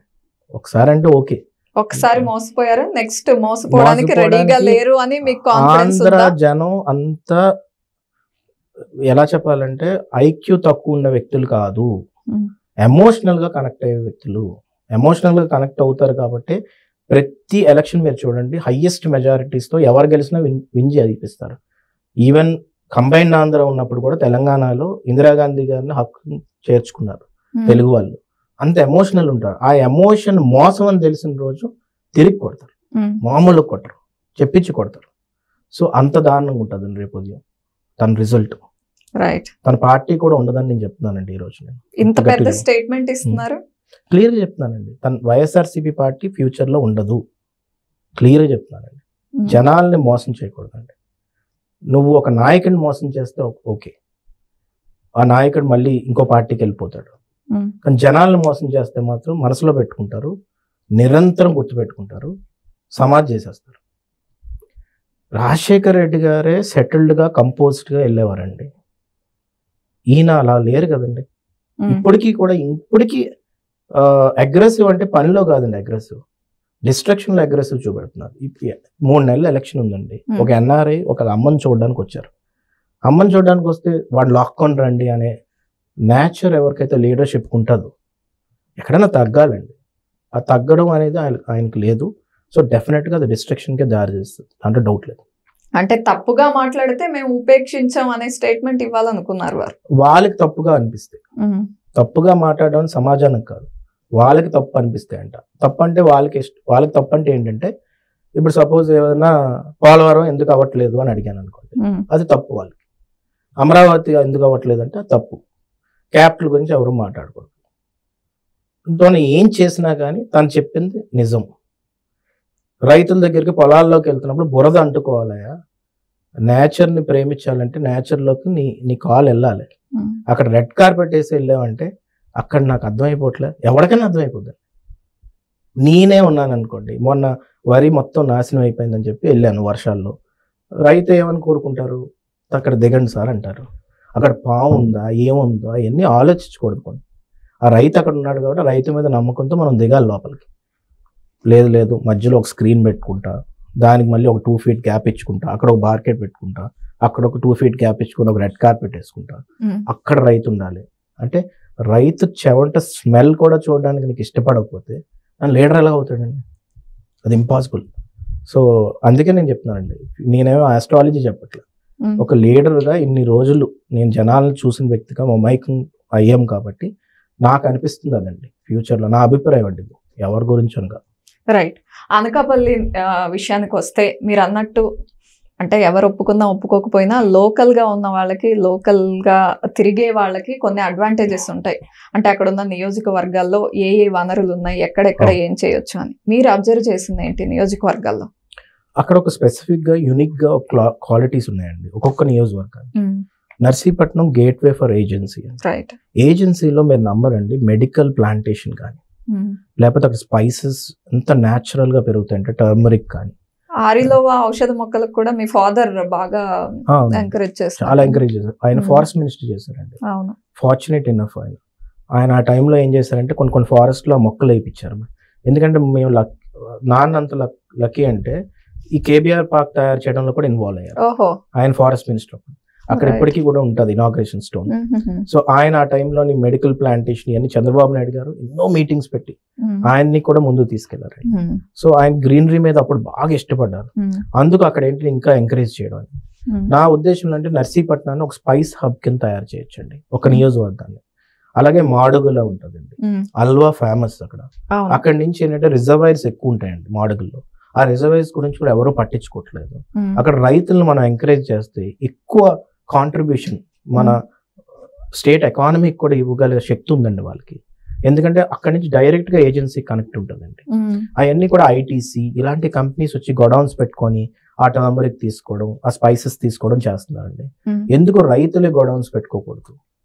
సో అక్కడ ఒక హబ్ కింద తయారు చేసుకోవచ్చండి. అనకాపల్లి ఉందండి, జాగరి, అక్కడ ఏషియాలోనే హైయెస్ట్ మార్కెట్ అండి. కానీ అక్కడ షుగర్ కేన్ ఫ్యాక్టరీ క్లోజ్ అయిపోతే ఇప్పుడుకొచ్చి ఎవరు మాట్లాడలేదండి. ఇప్పుడు ప్రెసెంట్ ఎంపీ గారు కూడా మాట్లాడలేదు.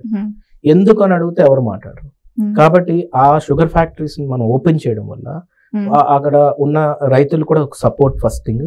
సెకండ్ థింగ్ ఏంటంటే అక్కడ రైతులు ఎవరైనా షుగర్ కేన్ పంట వేస్తున్నప్పుడు పోలీసులు వచ్చి పడిపోతున్నారు. ఎందుకు ఏమని చెప్తున్నారంటే మీరు బ్లాక్ జాగరీ తీసుకొచ్చి నాటు సారాకు హెల్ప్ చేస్తున్నారు అని చెప్తున్నారు. అంటే నీకు ఇంత పెద్ద దొంగలు మర్చిపోయి ఇవన్నీ వదిలేసి వాళ్ళు పంటల మీదకి వెళ్ళి వాళ్ళు బ్లాక్ జాగరీ ఎవరైతే పంటను వేస్తున్నారో వాళ్ళ మీద పడుతున్నారండి. అంటే దీని వెనక ఉన్న అజెండా ఏంటి? పోలీసులు వచ్చి వాళ్ళని పంట వేయకుండా అడ్డుకోవడానికి అసలు ఇదంతా వేరేలాగా యూజ్ అవుతోంది బెల్లం అని చెప్పడానికి. నేను ఒక విషయం చెప్తాను. ఒక లీడర్ అనేవాడు ఒక స్థాయికి వెళ్ళి ఒక పదవి వచ్చిన తర్వాత ఒక ఇండివిజువల్ మీద పగలు తీసుకోకూడదండి. ఇక్కడ ఏంటంటే ఆ రైతు టీడీపీ అయితే పడిపోవడం, ఆ పంట మీదకి వెళ్ళిపోయి నువ్వు నాటు సారాకి హెల్ప్ చేస్తావు అన్నావు చెప్పడం. సో రైతుల మీద కూడా అలాంటి డిఫరెన్స్ చూపెడితే అసలు ఇంకా లీడర్షిప్ ఏ ఉండదండి. మరి అక్కడ అమర్నాథ్ గుడివాడ అమరు ఆయన ఎమ్మెల్యే అక్కడ అనకాపల్లికి, మరి ఆయన ఎందుకు రియాక్ట్ అవ్వట్లేదో నాకు తెలియట్లేదు. మరి బెల్లం మార్కెట్కి వెళ్ళాలి, ఇప్పటికి వచ్చి వెళ్ళుండ్రు ఆయన. సో కాబట్టి నేనేమన్నా ఆయన ఐటీ మినిస్టర్ గా బిజీగా ఉండి ఉంటారు కదా, ఆయన ఎమ్మెల్యే కదండి. ఎమ్మెల్యే ఫస్ట్ ప్రయారిటీ, తర్వాత ఏ మినిస్టర్ అయినా స్టేట్ తర్వాత విషయం. సో ఇక్కడ నేనేమంటున్నానంటే ఆయన బిజీగా ఉన్నారో లేదా అనేది జనాలకు తెలుసు, నేను చెప్పవసరం లేదు. సో ఆయన ఏం పని చేస్తున్నారు, ఎన్ని ఐటీ కంపెనీస్ వస్తున్నాయి అందరికీ తెలుసు. అక్కడ ఉన్న లోకల్ మార్కెట్స్కి వెళ్ళకపోవడం, అక్కడ ఉన్న రైతులతో మాట్లాడట్లేదు, అసలు అది చాలా పెద్ద తప్పు అండి. అది ఒకటి చూసుకోవాల్సిన అవసరం ఉంది. అక్కడ మనం హబ్ కింద తయారు చేయొచ్చు, ఒక జాగరీ హబ్ కింద. అక్కడ ముఖ్యంగా అండి ఏటికొప్పాక అని ఒక ప్రాంతం ఉంది. ఏటికొప్పాక హ్యాండ్ మేడ్ టాయ్స్ అండి, ఎడిబుల్ కలర్స్ వాడతారు దానికి, అంటే పిల్లలు నోట్లో కూడా పెట్టుకోవచ్చు. నేను యూఎస్లో చదివాను, వాషింగ్టన్లో. అక్కడ ఏదైనా స్టార్బక్స్ కానీ లేకపోతే ఏదైనా కాఫీ షాప్కి వెళ్తే పక్కన ఏం రాస్తారంటే ఆఫ్రికాలో ఈ చిల్డ్రన్ చాలా బాధపడుతున్నారు, వీళ్ళకి డొనేట్ చేయడానికి మీరు ఒక $1 ఈ వాటర్ బాటిల్ కొంటే దానికి డొనేషన్ అవుతుంది అని చెప్తారండి. నేనేమంటున్నానంటే అలా ఎందుకు ప్రమోట్ చేయకూడదు? ఇప్పుడు హ్యాండ్మేడ్ టాయ్స్కి ఎంతో డిమాండ్ ఉంది, దాన్ని ఎందుకు ఒక హబ్ చేయకూడదు? సెంట్రల్ గవర్నమెంట్ స్కిల్ డెవలప్మెంట్ నుంచి చాలా ఫండ్స్ వస్తున్నాయి, దాన్ని తీసుకురావాల్సిన మనిషి ఏడి? ఎలమంచిలో ఇండస్ట్రియల్ హబ్స్ ఉన్నాయండి, మాట్లాడే మనిషి లేడు. సో వాళ్ళందరూ సమస్యలు తీర్చే మనిషి లేరు. అలాగే పెందుర్తి దగ్గర ఫార్మస్టికల్ హబ్ అండి. సో అలా ప్రతి ప్రాంతానికి కూడా, చోడవరం ఉందండి, అక్కడ కూడా మనకి రైతులు బాగా షుగర్ కేన్ ఫ్యాక్టరీస్తో లింక్ అయి ఉంటారు, అవి క్లోజ్ అయిపోయాయి. ఏటికొప్పాక షుగర్ ఫ్యాక్టరీ క్లోజ్ అయిపోయింది. అసలు ఇన్ని జరుగుతున్నాయండి అక్కడ, కానీ ఒక్కళ్ళు మాట్లాడలేదు. ఇప్పటికొచ్చి ఒక స్టేట్మెంట్ లేదు. నేను చెప్పిన ఈ సమస్యలన్నీ దాని మీద ఒక్క స్టేట్మెంట్ లేదు. ఇవన్నీ రీఓపెన్ చేయించడానికి కృషి చేస్తారా మీరు ఎంపీ అయితే? డెఫినెట్గా అండి, డెఫినెట్గా. It's my job. ఏం జరిగినా కానీ అక్కడ ప్రాంతంలో పుట్టిన వ్యక్తిగా చిన్నప్పుడు నేను కార్లో అటు సైడ్ వెళ్తున్నప్పుడు ఆ షుగర్ ఫ్యాక్టరీ నుంచి వచ్చిన ఆ రైతులు ఎద్దుల బండ్లు ఉంటాయి కదండి, ఒక 30, 40, 50 ఎద్దుల బండ్లు అలా లైన్గా ఉండేవి అనమాట. లైన్గా ఉంటే అక్కడ మా కారు స్టక్ అయిపోతే దాని నుంచి ఒక షుగర్ కేన్ తీసుకునేవాళ్ళం అన్నమాట. సో మాకు ఎమోషనల్ కనెక్షన్స్ అండి ఇవన్నీ. అది నాన్ లోకల్ ఎక్కడి నుంచి వచ్చి అది రావండి. చిన్నప్పటి నుంచి మేము చూసాం, సందులు చూసాం, ఆ వీధులు చూసాం, ఆ రూట్లు చూసాం, ఎక్కడి నుంచి ఎక్కడికి వెళ్తే ఏం జరుగుతుందో తెలుసు, అక్కడ ఉన్న పరిస్థితులు తెలుసు. దాన్ని అవగాహన ఉంది కాబట్టి దాన్ని ఏ విధంగా రీఓపెన్ చేసి రైతులకి వాళ్ళకి సపోర్టివే కాకుండా ఇంకేం ఇంటిగ్రేట్ చేస్తే దాన్ని మనం ప్రొజెక్ట్ చేయొచ్చు అంటున్నాను. హబ్ అంటున్నానండి. I'm using a word called hub because I want to project that land. అక్కడ ఉన్న పరిస్థితులు కానీ ఇవన్నీ కూడా మార్చి దాన్ని ప్రొజెక్ట్ చేసి ఆ ఇమేజ్ ప్రపోజ్ చేయడం వల్ల ఇండియా మొత్తానికి అదేమన్నా ఆదర్శంగా అవుతుందని కూడా ఆలోచించుకోవాలండి. ఇదంతా నాకు ఐడియాలజీ ఎక్కడి నుంచి చంద్రబాబు నాయుడు గారు తెచ్చింది. ఆయన ఐడియా కానీ ఆయన ఐడియాలజీ కానీ ఆయన ఏం కానీ ఎప్పుడు ఒక టాప్ లెవెల్లో పెట్టుకుంటారు. దానికి అచీవ్ చేయడానికి ఒక స్ట్రాటజీ చేసుకుంటారు, ఒక విజన్ చేసుకుంటారు. ఆ విజన్తోనే కదా ఇక్కడికి రీచ్ అయ్యాం. సో అలాగా మనం ఒక కాన్షియన్సీ అయినా, ఒక ఊరైనా, ఒక వార్డ్ అయినా సరే 5 years తర్వాత డౌన్ ద లైన్ నేను ఎక్కడ ఉండాలి, నేను ఏం చేయాలి అనే విజన్ని ఆయన అలవాటు చేయాలనుకున్నారు. అది అర్థం చేసుకోవట్లేదు అంతే. రైట్. అయితే అనకాపల్లి లోక్సభ పరిధి గురించి మాట్లాడుకుంటే మీరు అన్నట్టు లోకల్ నాన్ లోకల్ విషయానికి వస్తే అక్కడ గెలిచిన వారందరూ నాన్ లోకల్సే. 8 సార్లు గెలిచారు. గంటా శ్రీనివాసరావు గారు కానీ, అవంతి శ్రీనివాస్ గారు, ఇంకా సబ్బం హరి గారు. ఈసారి మీరు లోకల్ క్యాండిడేట్గా అకౌంట్ తెరవబోతున్నారా? లోకల్ క్యాండిడేట్గా నాకు కానీ పార్టీ అవకాశం ఇస్తాయండి, డెఫినెట్గా నేను అక్కడ గెలడం జరుగుతుంది. అత్యంత ఉన్నత మెజార్టీతో గెలడం జరుగుతుంది. ప్లస్ ఏంటంటే ఆ లోకల్ సమస్యల్ని బయటికి గలమెత్తడం జరుగుతుంది. నాన్ లోకల్ ఎవరున్నా కూడా షిఫ్ట్ అయిపోయారండి, వెళ్ళడం ఇంకో దగ్గరికి వెళ్ళిపోవడం. సో దాంట్లో నాకు పార్టీలో ఉండడం కానీ పార్టీ నుంచి గెలవడం కానీ అన్ని స్వార్థపూర్వకంగా వాడుకున్నారు. అది పొలిటికల్ సిస్టమ్ లో అది మంచిది కాదు. అయితే మీరు ఏదైనా సమస్య ఉన్నప్పుడు లేకపోతే ఎక్కడన్నా అన్యాయం జరుగుతున్నప్పుడు అడ్డుపడడం మాట్లాడడం జరుగుతుంది. కానీ లోకల్ గా నర్సీపట్నం నియోజకవర్గానికి వస్తే ఉమాశంకర్ గణేష్ గారు ఏదన్నా పొరపాటున ఎక్కడైనా ఏదన్నా చేయబోతే ముందుగానే వెళ్ళి మీరు అడ్డుపడిపోతుండడంతో ఆయన అసలు అక్కడ ఏ అన్యాయము చేయనట్టు ఏ అక్రమాలు చేయనట్టు మీకు మీరే అది ఆయన్ని ప్రమోట్ చేస్తున్నట్టుగా చేస్తున్నారు అనేది ఒకటి ఉంది. అంటే మీరు అన్యాయానికి అక్రమాలకి అడ్డుపడుతున్నా ఆయన అకౌంట్లో ఆయన చాలా నిస్వార్థంగా పని చేస్తున్నారు అనేది ఆయన అకౌంట్లో పడుతుంది అనే స్టేట్మెంట్స్ వినపడుతున్నాయి. అంటే మెయిన్ ముఖ్యంగా ఏంటంటే ఆయన ఏం పని చేస్తున్నాడో నాకైతే తెలియదు అండి. ఆయన ఏం పని చేయట్లేదు. First point on the first place ఏంటంటే ఆయన ఏం పని చేయట్లేదు. ఆయన జగన్మోహన్ రెడ్డి గారిని ఆదర్శంగా తీసుకుంటున్నాడు. ఆదర్శంగా తీసుకొని క్రైమ్ చేయడం కూడా రావట్లా సరిగ్గా.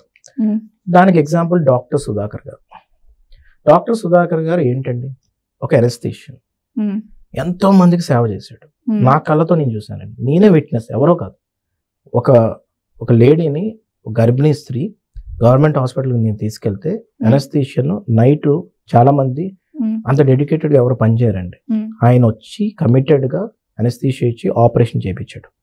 నా కళ్ళతో నేను చూశాను. అలాంటి డాక్టర్ మనం వాడుకోవాలి, స్వార్థానికైనా వాడుకోవాలి. అంత డెలివరీలో అండి నర్సీపట్నం టాప్ ర్యాంక్ అండి, స్టేట్ లోని సెకండ్ టాప్ వచ్చింది, సెకండ్ ప్లేస్ వచ్చింది. అలాంటి హాస్పిటల్లోనే అలాంత మంచి డాక్టర్ని వీళ్ళు ఏం చేశారండి, ఎప్పుడైనా ఒక లీడర్ అండి, నేను ఇందాకే చెప్పాను, కొన్ని దగ్గర డిఫరెన్సెస్ ఉండకూడదు. ఎవరన్నా వచ్చి మొహం మీద నాకు మాస్క్ కావాలి, పీపీ కిట్ కావాలి అని అన్నారు అనుకోండి, ఆ డాక్టర్ గారు ఎందుకంత గట్టి మాట్లాడుతున్నారు అంటే ఏదో తప్పు ఉంటుందేమో, ఒక కమిటీ వేయండి, ఆ కమిటీ మీద అనాలిసిస్ చేయండి, తనకి మెటీరియల్ ఇప్పించండి అని చెప్పాలండి ఎప్పుడైనా లీడర్. కానీ ఆ లీడర్ ఏం చేస్తాడు, ఇప్పుడు ఈ ఎమ్మెల్యే ఉమాశంకర్ గణేష్ తన మీద పగ తీర్చుకున్నాడు. ఎలా పగ తీర్చుకున్నాడు, జగన్మోహన్ రెడ్డి గారు ఆఫీస్ నుంచి ఫోన్ వచ్చింది, ఏంటి ఆ డాక్టర్ అంత గట్టి మాట్లాడుతున్నాడు, కొట్టడం ఏంటి, కూర్చోబెట్టాలి. ఆ వ్యక్తిని ఏం చేశారో తెలుసా అండి, ఆయనకి అప్పుడు ఎమ్మెల్యే గారు మీరు పక్కన విన్నట్టే చెప్తున్నారు, ఫోన్ లో ఆయన ఇలా చెప్పారు అని. నేను దానికి నెక్స్ట్ సీక్వెన్స్ చెప్తానండి ఏం జరిగిందో, అప్పుడు మీకు అర్థం అవుతుంది. ఆయన ఫస్ట్ ఎక్కడికి వచ్చారు తెలుసా అండి, మా ఇంటికి వచ్చాడు కష్టం చెప్పుకోవడానికి. నాకు ఆశ్చర్యం వేసింది, మేము ఆ పొజిషన్లో ఉన్నాం, ఓడిపోయాం, మా ఇంటికి రావడం ఏంటంటే, నేను అప్పుడు లేను. మా సీసీ కెమెరా ఫుటేజ్ని ఎలాగో సంపాదించారు కొంతమంది, మా ఇంట్లో వ్యక్తులే వైఎస్ఆర్సీపీకి వెళ్ళారు, వాళ్ళ ద్వారా సంపాదించుకున్నారు. ఆ సీసీ ఫుటేజ్ని తీసుకెళ్ళి తనకు చూపెట్టి నీ ఉద్యోగం తీసేస్తున్నావు అని బెదిరించి తన్ని వాళ్ళ ఆఫీస్కి పిలిపించుకున్నారండి. ఆ వీడియో కూడా నా దగ్గర ఉంది. ఎందుకుందో చెప్తాను. వీడు బుర్రలేదు కాబట్టి, నేను అందుకే ఇందాక క్రైమ్ చేయడం కూడా రాదన్న, బుర్రలేదు కాబట్టి ఆ వీడియో తనే తీపిచ్చాడు. ఏందో తీపిచ్చాడు, విట్నెస్ చూపెట్టడానికంట సీఎం గారికి. నేను మా ఆఫీస్కి పిలిపించుకున్నాను, తన చేత బెదిరించి ఒక సంతకం పెట్టించాను అని చెప్పి విట్నెస్ అంటే వాళ్ళ పిఏ ఏం చేశాడు, గ్రూప్స్లో వదిలాడు పబ్లిసిటీ కోసం. ఆ వీడియో మాకు దొరికింది. ఆ వీడియోలో ఆయన చెప్పిన మాటలే మీకు చెప్తున్నాను. నన్ను ఇలా బెదిరిస్తున్నారండి, కొడతానంటున్నారండి అని క్లియర్గా ఆయన రాస్తుంటే చెప్తున్నారు. ఆ వీడియో కూడా నా దగ్గర ఉంది, విట్నెస్. సో ఆ వీడియోలో అలా బెదిరించి అలా చేసి తీసుకెళ్ళిన తర్వాత అక్కడ మనం చూసుకుంటే 1 వీక్లో ఆయన మొత్తం హెయిర్ షేవ్ చేసేసుకొని సైకలాజికల్గా డౌన్ అయిపోయి, అంబేద్కర్ గారు ఇచ్చిన రాజ్యాంగాన్ని నమ్మి నేను ఈ స్థితిలో ఉన్నాను, ఆయన నాకు ఇన్స్పిరేషన్, నా జాబ్ మళ్ళీ నాకు ఇవ్వండి అని బతిమాలుకొని రోడ్డు మీదకి వచ్చి పాపం ఆ కండిషన్లో ఆయన చూస్తే నాకు నిజంగా ఏడుపు వచ్చిందండి. ఆ రోజు చంద్రబాబు నాయుడు గారు, లోకేష్ గారు, ప్రతి ఒక్కళ్ళు కూడా ఆ రోజు ఆ వీడియో చూసి చాలా బాధపడ్డారు.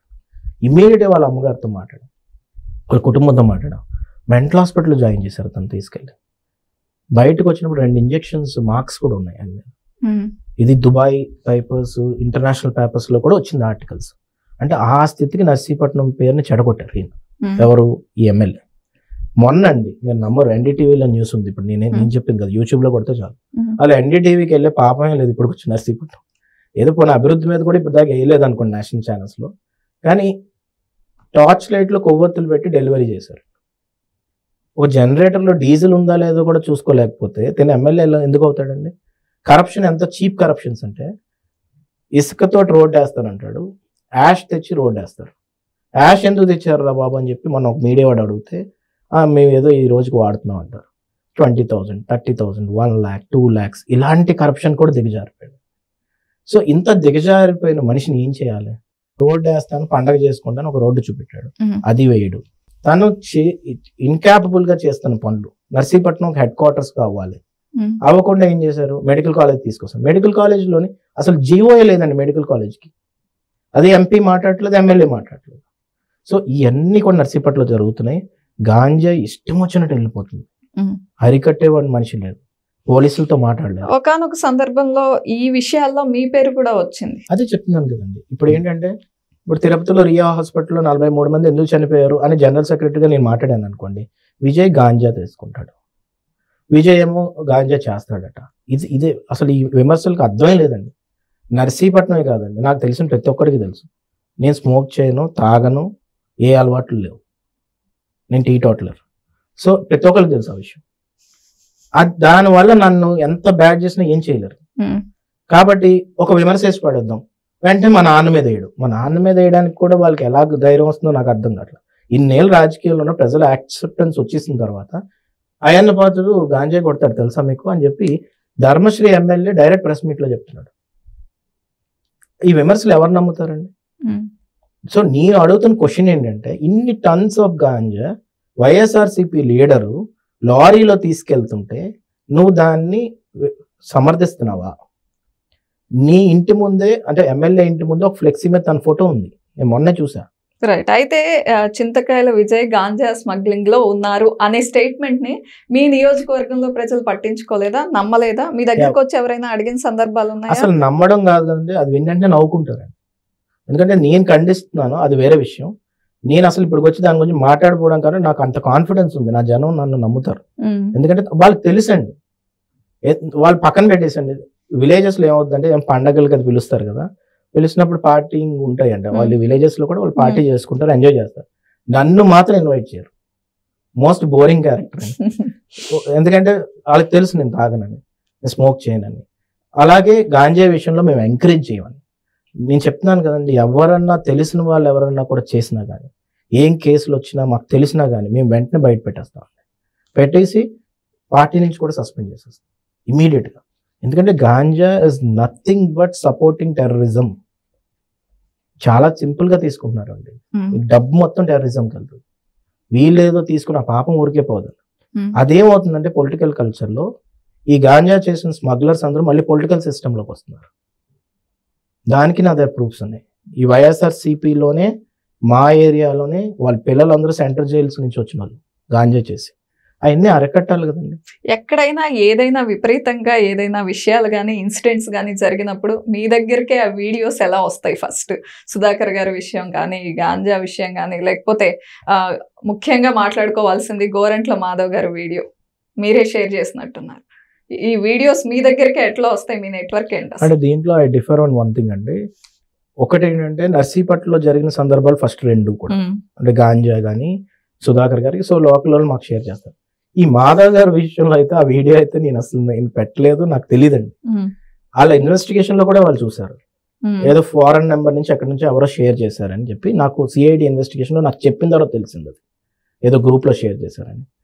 ఆయన ఎవరో బట్టలు ఇప్పి ఆయన ఏదో పనులు చేసుకుంటుంటే అది తీసుకొచ్చి ఆయన ప్రెస్ మీట్ లో విజయ్ చేసాడని అన్నాడంటే నేను షాక్ అయ్యానండి. ఆ రోజు మార్నింగ్ ఇమీడియట్ గా నాకు ఎవరో ఫోన్ చేసి నవ్వుతున్నారు. ఏం నవ్వుతున్నారంటే, వాడు మార్ఫింగ్ అంటున్నాడు, డీప్ ఫేక్ అంటున్నాడు. అంటే అసలు డీప్ ఫేక్ అంటే ఏంటో తెలుసా తనకి?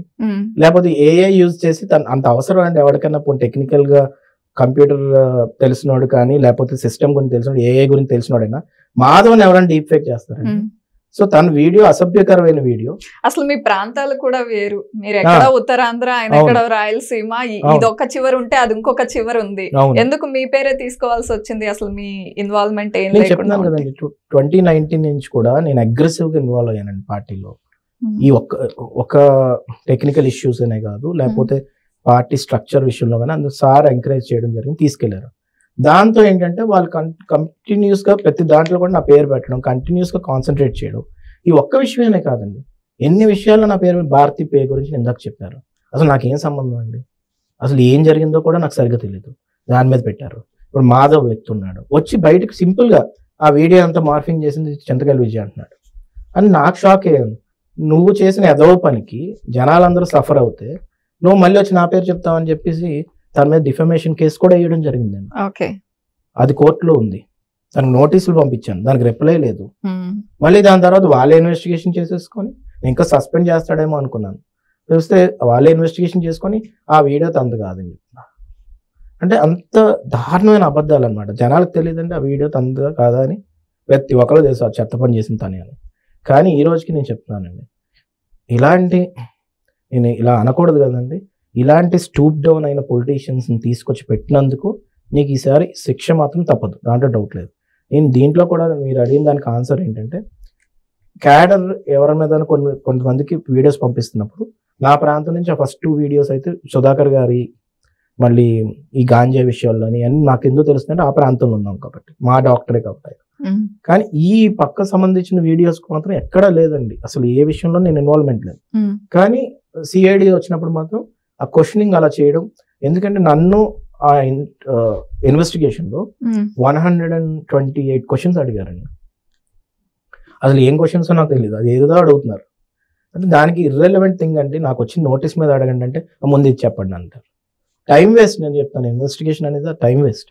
అంటే మీ ప్రమోషనల్ స్ట్రాటజీస్ అడిగారా? ప్రమోషనల్ స్ట్రాటజీస్ అనే కాదండి, హైరార్కీ ఎలా చేస్తారు మీరు, ఏ విధంగా స్ట్రక్చర్ చేస్తారు. ఇప్పుడు ఎలా ఓకే ఇన్వెస్టిగేషన్ ఇన్ఫర్మేషన్ అడుగుతున్నారా, టీడీపీలో ఏం జరుగుతుంది అది అడగవలసింది ఎవరు? వైఎస్ఆర్సీపీ వాళ్ళు అడగాలి. పోలీసులు అడగడం నాకు అర్థం కావట్లా. ఏమంటారు, మీకు ఎంత టీం ఉంటుంది, పార్టీ ఆఫీస్లో ఎంతమంది పని చేస్తారు, ఏం క్వశ్చన్స్ అండి? సో నేను అన్నాను, ఇర్రెలవెంట్ క్వశ్చన్స్ నన్ను అడగొద్దు, కావాల్స్తే బయట ఏదో వినబడుతుందని కొడతారట, కొట్టుకోండి కావాలంటే. నేను క్లియర్గా చెప్పానండి, ఎందుకంటే మేము చెత్త పనులు ఏం చేయట్లేదు కదండి, అంతా ఓపెన్ బుక్. టీడీపీ అనేది ఓపెన్ బుక్. ఏదైనా చెత్త పని చేస్తే ఇమ్మీడియట్గా చంద్రబాబు నాయుడు గారు సస్పెండ్ చేసేస్తారు, దాంట్లో డౌట్ లేదు. సో అందుకు క్లియర్గా చెప్తున్నాను కదండి, మన స్టేట్ టీడీపీ జనరల్ సెక్రటరీగా ఉండడం నాకు గర్వంగా అనిపిస్తుంది. ఎందుకంటే ఈ పార్టీలో ఒక హైరార్కీ ఉంది, జనాలతో ఒక మమేకం అయ్యే ప్లాట్ఫామ్ని చంద్రబాబు నాయుడు గారు ఇస్తారు. ఇల్లీగల్ పనులు చేస్తే మాత్రం ఇమీడియట్గా సస్పెండ్ చేస్తారు. అయితే నర్సీపట్నం నియోజకవర్గం గురించి మాట్లాడినప్పుడు తాండవ రిజర్వాయర్ గురించి మాట్లాడాలి. అయితే ఈ మధ్యన ఏలేరు నది అంటే కాలువని అనుసంధానం చేయడం వల్ల 6,000 ఎకరాలకు మళ్ళీ కొత్తగా సాగు కల్పించినట్టయింది. సాగులోకి వచ్చాయి 6,000 ఎకరాలు అనేది అక్కడ ఉన్న ప్రజల మాట, బయటకు వస్తున్న యాక్టివిటీస్. అయితే అది ఎంతవరకు నిజం? నేను ఒకటే చెప్తానండి, సిపిఎస్ రద్దు చేస్తా అబద్ధం, స్పెషల్ స్టేటస్ తెస్తా అబద్ధం, 3 రాజధానులు తెస్తా అబద్ధం, అలాగే తాండవ అనుసంధానం చేసి 6,000 ఎకరాలు తెస్తాను, అది కూడా అబద్ధం. ఇదంతా పేపర్ మీద ఉంటుంది, ఏది నిజం కాదు. ఆన్ పేపర్ చేశారు కానీ నిజంగా గ్రౌండ్ లెవెల్లో ఎవరు బెనిఫిట్ అవ్వలేదు. ఏ పని ఎవరికి లేదండి, ఎవరు బెనిఫిట్ అవ్వలేదు. నేను ఖచ్చితంగా బల్లగుద్ది చెప్తా ఈ విషయం. అసలు తాండవ రిజర్వేర్ గేట్ కి ఒక కన్నం పడిందండి. ఆ కన్నం పడితే అది 7.5 లక్షల రూపాయలు తెచ్చే సత్తా లేదు ఈ గణేష్ ఎమ్మెల్యేకి. తాండవ రిజర్వేర్ జగన్మోహన్ రెడ్డి గారికి 7 లక్షలు అనేది ఒక విషయం అండి. అది చెప్పే మనిషి ఉండాలి కదండి, బుర్ర ఉండాలి కదండి, ఆ క్యాపబిలిటీ. కన్నం ఇప్పుడు నేనే ఎమ్మెల్యే అనుకోండి, ఎవరో వచ్చి నాకు సార్ అక్కడ చిన్న ప్రాబ్లం ఉంది సార్, గ్రీజ్ పెట్టాలి గేట్ కి, ఒక అన్నం పడిందంటే పడిందా చూద్దాంలే అండం వేరు, పడిందా రివ్యూ పెడదాం అండం వేరు. కానీ ఆ చెప్పిన ఉద్యోగస్తు ఎప్పుడైతే నా ఇంట్రెస్ట్ లేదని అనుకుంటాడో తను వదిలేస్తాడు. ఈరోజు దానివల్ల ఏం జరిగిందో నేను చెప్తున్నా అండి, కోట్లాది రూపాయల ఆస్తి నష్టం జరిగింది. ఎలా జరిగిందంటే 58,000 ఎకరాల సాగుకి ఆ నీరు ఉపయోగపడుతుందండి. అందరూ వరేసుకొని ఆ టైంకి నీరు రావాలనుకుంటున్నప్పుడు ఆ కన్నం ఉండడం వల్ల, కరెక్ట్గా స్టోరేజ్ అది జరగకపోవడం వల్ల ఆ నీరు ఆ ప్రాంతంలో ఉన్న రైతులకు అందలేదు, అందరూ నష్టపోయారు. మా ప్రాంతం పక్కన పెట్టండి, అనకాపల్లి పార్లమెంట్ బయట ఉన్న తుని నియోజకవర్గంలో మీరు అడిగినా చెప్తారు. కేవలం ఆ 7 లక్షల పని నిలిపివేయడం వల్ల అందరూ రైతులు నష్టపోయారండి. అది రైతులకి ఈ రోజుకి కూడా ఎలా చెప్పాలో కూడా తనకు అర్థం కాదు. ఎందుకంటే మోస్ట్ ఇన్కాపబుల్, ఇన్కంపీటెంట్ లీడర్ తను. నేను చెప్తున్నాను కదండి, అసలు బుర్ర లేకుండా ఎవడైనా ఎమ్మెల్యే అవుతే పర్ఫెక్ట్ ఎగ్జాంపుల్ తను అన్నమాట. 7.5 లక్షల రూపాయలు ఒక గేటుకున్న కన్నాను మూయిపోవడం వల్ల 58,000 acres కి నీరు రాలేదంటే తన అనుసంధానం చేయడం ఏంటంటే కామెడీ. కానీ ఇంకా తను ఏం అడగాలి చెప్పండి, ఏమైనా అడగగలం అసలు? 150 పడకల హాస్పిటల్ అండి నర్సీపట్నంలో. అసలు ఆ 7 నియోజకవర్గంలో 150 పడకలు ఎక్కడైనా ఉందని చూడండి. అది అయ్యన్న పాత్రుడు గారు, చంద్రబాబు నాయుడు గారు, ఎన్టీ రామారావు గారి దయ వల్ల జరిగింది. 150 పడకల హాస్పిటల్, దాంట్లో కొవ్వొత్తులతో డెలివరీ చేయించాడంటే ఇంకా అంతకంటే వర్స్ట్ థింగ్ ఏదైనా ఉంటుందా చెప్పుకోవాల్సింది. కాబట్టి బెస్ట్ థింగ్స్ గురించి నర్సీపట్నం గురించి మర్చిపోయారండి జనం. రైతులు కూడా ఈ నీరు వస్తుంది ఏమొచ్చినా చంద్రబాబు నాయుడు గారు వచ్చాక జరుగుతాయి ఏమన్నా. ఎందుకంటే 7.5 lakhs కోసం తను ఆలోచించాడంటే, ఆలోచించడం పక్కన పెట్టింది, దానివల్ల ఏ నష్టం జరుగుతుందో కూడా అసెస్ చేయలేకపోతే ఇంకా తను ఒక లీడర్ గా మనం ఎక్స్పెక్ట్ చేయడం కూడా వేస్ట్. కాబట్టి జనాలు డిసైడ్ అయిపోయారండి నర్సీపట్నంలో. అయ్యన్న పాత్రుడు గారు ఈసారి ఎమ్మెల్యే అవ్వాలి, టీడీపీ గవర్నమెంట్ రావాలి, నర్సీపట్నం ఎట్టి పరిస్థితుల్లో డెవలప్ అవ్వాలి. అంటే అయ్యన్న అంటే అభివృద్ధి అనేది ఎప్పటి నుంచో ఒక స్లోగన్ ఉందండి అక్కడ. అది ఇప్పుడు క్లియర్గా జనాలకు అర్థం అవుతుందండి. సో ఇది మనం అంటే ఇది ఒక్కటే ఏంటంటే ఈ ఎమ్మెల్యే చేసిన తప్పు ఏంటంటే అండి, నిర్లక్ష్యంతో పాటు కరప్షన్ చేస్తున్నారు. ఇప్పుడు మైనింగ్ ఏమైనా దొరికింది అనుకోండి, ఆ మైనింగ్ మీద కరప్ట్ చేశాడు ఫుల్. ఇంకో పెద్ద సర్ప్రైజింగ్ విషయం ఏంటంటే మొన్నే తెలిసింది నాకు ఏంటంటే, రాప్తాడ్ ఎమ్మెల్యేని, అంటే రాయలసీమలో ఉన్న రాప్తాడ్లో ఉన్న ఎమ్మెల్యేని ఒక మైన్ దాని మీద సెటిల్మెంట్కి నర్సీపట్నం తీసుకొచ్చాడు. అది నేను ఎక్స్పోజ్ చేశాను, దాని మీద మాట్లాడలేదు. ఒక క్రషర్ ఏదో ఉంది, దాన్ని తీసుకొచ్చి బెదిరించారని చెప్పి. సో ఈ విధంగా చీప్ కరప్షన్స్ చేసి రేపు గెలవం కాబట్టి ఏదో ఒకలా సంపాదించుకోవాలని ఇంకా కంప్లీట్గా దాని మీద పడిపోయారండి, కరప్షన్. ఇప్పుడు రోడ్ వైడనింగ్ ఏదో అన్నారండి, ఇంకా 3 months ఉంది. నాకు ఆశ్చర్యం అంటే జగన్మోహన్ రెడ్డి గారు ఈ మాట లాస్ట్ టైం ఎలక్షన్స్ అప్పుడు ఒక డైలాగ్ కొట్టారు, లాస్ట్ 6 monthsలో కానీ 3 monthsలో కానీ ఎవడన్నా లీడర్ ఇనాగ్రేషన్స్ చేసి కొబ్బరికాయలు కొడితే తను మోసం చేసినట్టు అనుకోండి అని చెప్పి. సేమ్ ఇదే పని ఇప్పుడు మరి ఈ ఎమ్మెల్యే చేస్తున్నాడు. 3 months ముందు నేను రోడ్ వైడనింగ్ చేస్తానని చెప్పి ఆ రోడ్ వైడనింగ్ కొబ్బరికాయలు కొట్టడం ఇవన్నీ చేసి దాంట్లో యాష్ వాడి దాంట్లో కూడా కరప్షన్. పైప్ లైన్ వేస్తానని చెప్పి మొత్తం రోడ్లనే తవ్వేశారు, అక్కడ కరప్షన్. దీంట్లో కరప్షన్ ఏంటని ఎవరన్నా అడగొచ్చు, ఏదైనా కన్స్ట్రక్ట్ చేస్తే కదా కరప్షన్. తవ్విన దాంట్లో కూడా ఆ జేసీబీస్ ఎవరికి కాంట్రాక్ట్ ఇస్తారు, దాంట్లో ఏం తవ్వితే దానికి నాకు ఇచ్చాడు. ఈ విధమైన కరప్షన్ చేయడం. సేమ్ ఫార్ములాని ఏం వాడు. ఒక ఎమ్మెల్యే అంత చిన్న చిన్న వాటికి ఆశపడతారంటే నమ్ముతారా? నమ్మవలసిన అవసరం ఎందుకుందో నేను చెప్తాను. జగన్మోహన్ రెడ్డి గారి దగ్గరికి వెళ్ళి వీళ్ళు కాంట్రాక్ట్లు అడగలేరు, ఎందుకంటే సెంట్రలైజ్డ్ కరప్షన్ అయిపోయింది. మైనింగ్ అడగలేరు. సో వీళ్ళకి మిగిలిన ఏంటి దోచుకోవాలంటే ఇలాంటి చెత్త పనులు అన్నమాట. సో నేను ఇప్పుడు ఏం చెప్తానంటే కరప్షన్ కూడా ఆ లెవెల్కి దిగజారిపోయింది. So same formula of Jaganmohan Reddy గారు ఏంటంటే వీళ్ళు ప్రెస్ మీట్ పెట్టి మమ్మల్ని తిడతారు, నేను ఇప్పుడు ఇది మాట్లాడాను రేపు తిడతాడు. జనాలు అంత పిచ్చోళ్ళేం కాదు, వాళ్ళకి క్లారిటీ వచ్చిందండి. సో ఇవన్నీ చిన్న చిన్న విషయాల్లాగా అనిపించొచ్చండి, కానీ ఇంపాక్ట్ చెప్తున్నాను. 7.5 lakh కన్నం చాలా చిన్నది అనిపించవచ్చు వాడికి, కానీ 58,000 acres కి సాగునీరు రాకపోవడం అనేది పెద్ద విషయం అండి. సో ఈ ఇంపాక్ట్ ఇలా రిఫ్లెక్ట్ అవుతుంది అనేది అసెస్ చేయగలిగి విజన్ ఉంటేనే తను ఎమ్మెల్యే అవ్వాలి, లేకపోతే ఇంట్లో కూర్చోవాలంటాను నేనైతే. కేవలం మీ ఎమ్మెల్యే వల్లే ఈ నష్టం అంతా జరిగిందా?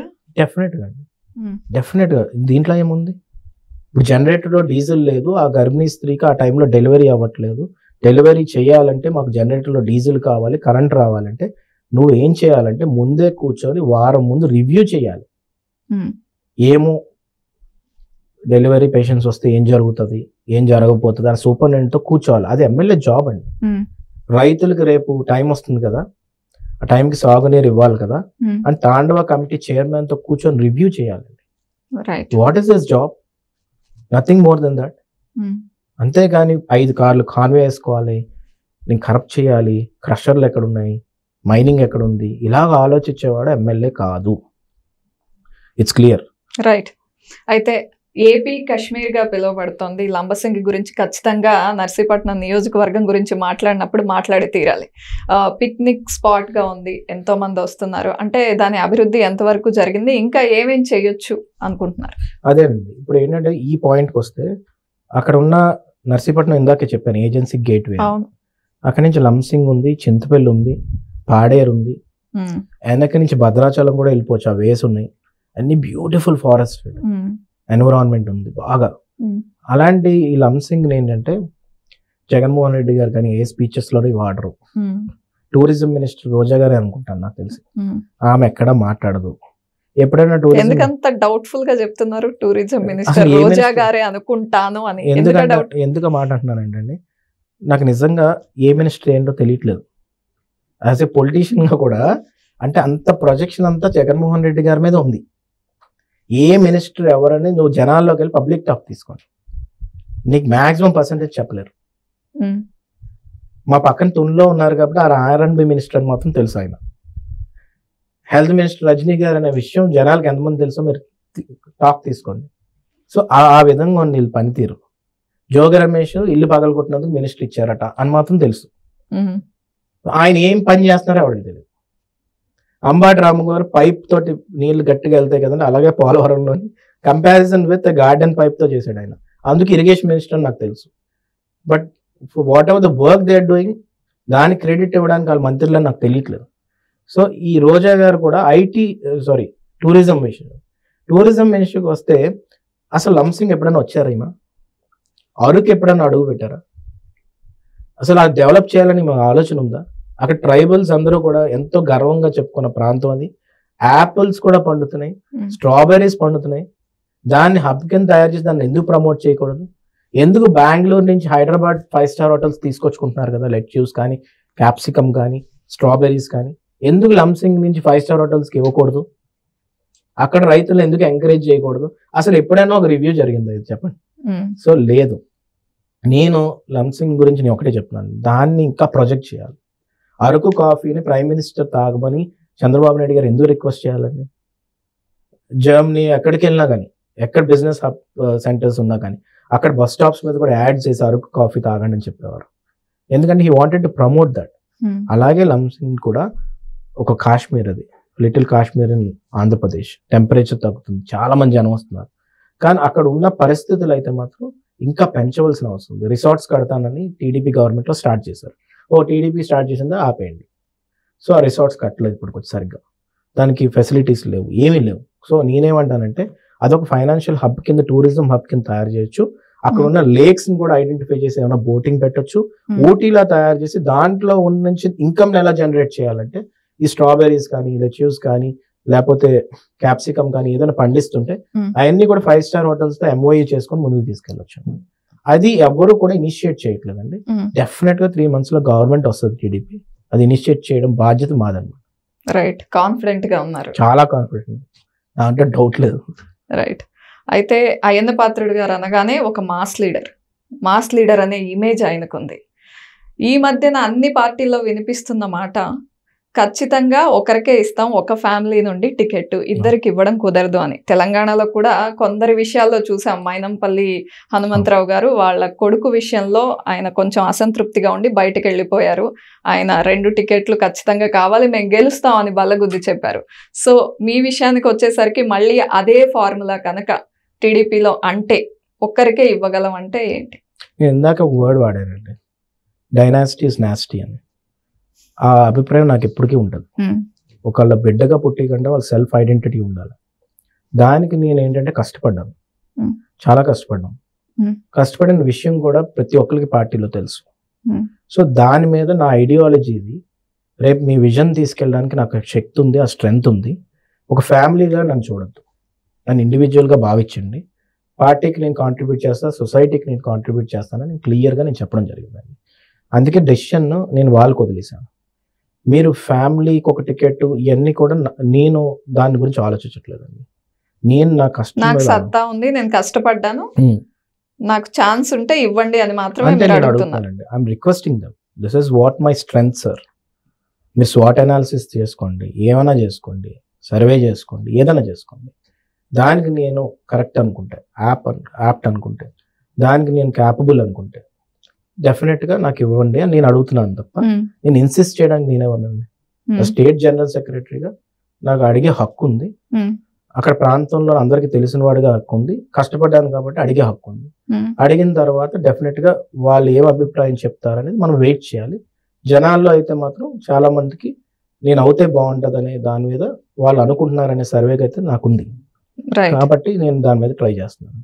అయ్యన్న పాత్రుడు గారి దగ్గరికి ఎవరు వెళ్ళినా పార్టీలకు అతీతంగా ఒక వ్యక్తి వెళ్ళాడంటే ఎవరు అని ఆలోచించకుండా వెంటనే పిలిచి కూర్చోబెట్టి మాట్లాడతారు. అది ఆయన స్టైల్. విజయ్ గారు మాత్రం ఆచితూచి సెలెక్టివ్ గా మాట్లాడతారు అనే మాటలు వింటున్నాం. ఎందుకు అంత కేర్ఫుల్ గా అడుగులేస్తున్నారు? నిజమేనా ఈ స్టేట్మెంట్? అంటే నేను ఒకటి చెప్తాను, దీంట్లో కొంచెం నిజం ఉంది, కొంచెం ఎగ్జాజరేషన్ జనాల్లోంచి ఉంది. జనాల్లో ఉండేదే మీరు అడుగుతారు. నాన్న ఏంటంటే బోలా మనిషి అండి, is open hearted, straight forward. దాంట్లో స్ట్రైట్ ఫార్వర్డ్ నేను కూడా. కానీ నేనేంటంటే నాన్నకి 2-3 సార్లు వెన్నుపోటు జరిగింది. బ్యాక్ స్టాబింగ్ అనేది నాకు ఇష్టం ఉండదు.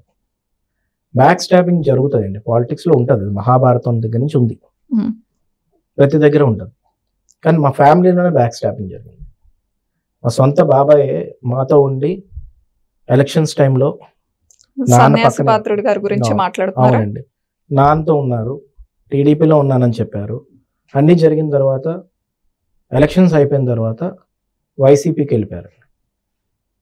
ఆ టైంలోని ఆయన వాళ్ళతో కలిసి మొత్తం వెనకాల నడిపించారు అనేది మాత్రం క్లారిటీ ఉందండి.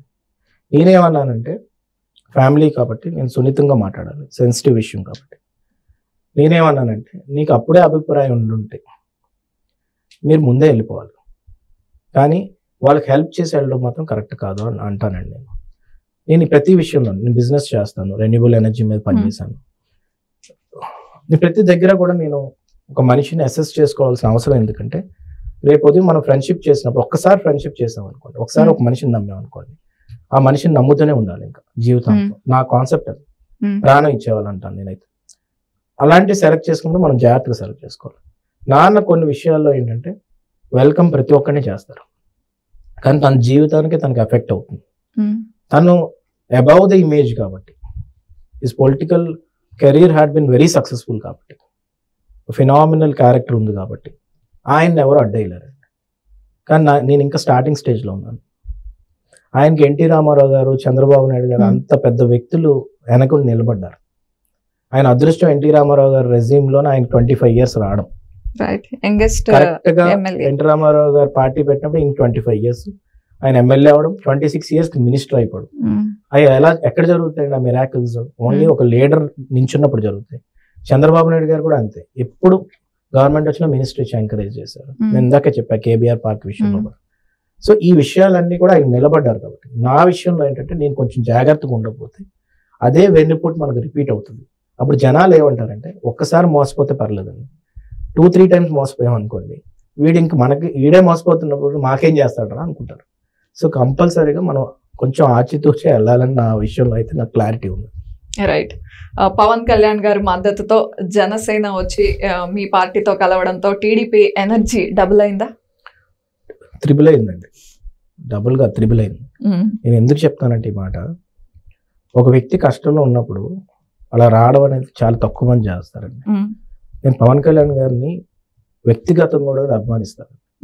ఎందుకు అభిమానిస్తానంటే కన్సిస్టెంట్గా ఒక పార్టీని ఆ విధంగా నడపడం అనేది చిన్న విషయం కాదు, ఫస్ట్ పాయింట్ అది. సెకండ్ థింగ్ అంటే సినిమాల్లో కూడా డేరింగ్ స్టెప్స్ వేశారు ఆయన, కొత్తగా చూపెట్టడం ఆ జనరేషన్లో ఇవన్నీ చేశారు. ఇప్పటికీ అలాగే ఫాలోయింగ్ కానీ అన్నీ ఉన్నాయి ఆయనకి. ఎన్ని ఉన్నా కానీ డబ్బు గురించి లెక్క చేయరు.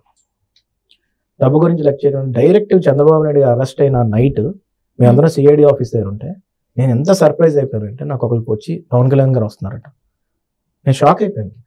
ఎందుకంటే ఫ్యామిలీ అందరూ రియాక్ట్ అవ్వకముందే ఆయన రియాక్ట్ అయ్యాడు. అలాంటి వ్యక్తికి ఫ్యామిలీ మెంబర్ కింద లెక్కే కదండి. సో అందుకే కదా చంద్రబాబు నాయుడు గారు బయటకు వచ్చిందంటే పవన్ కళ్యాణ్ గారి గురించి మాట్లాడారు.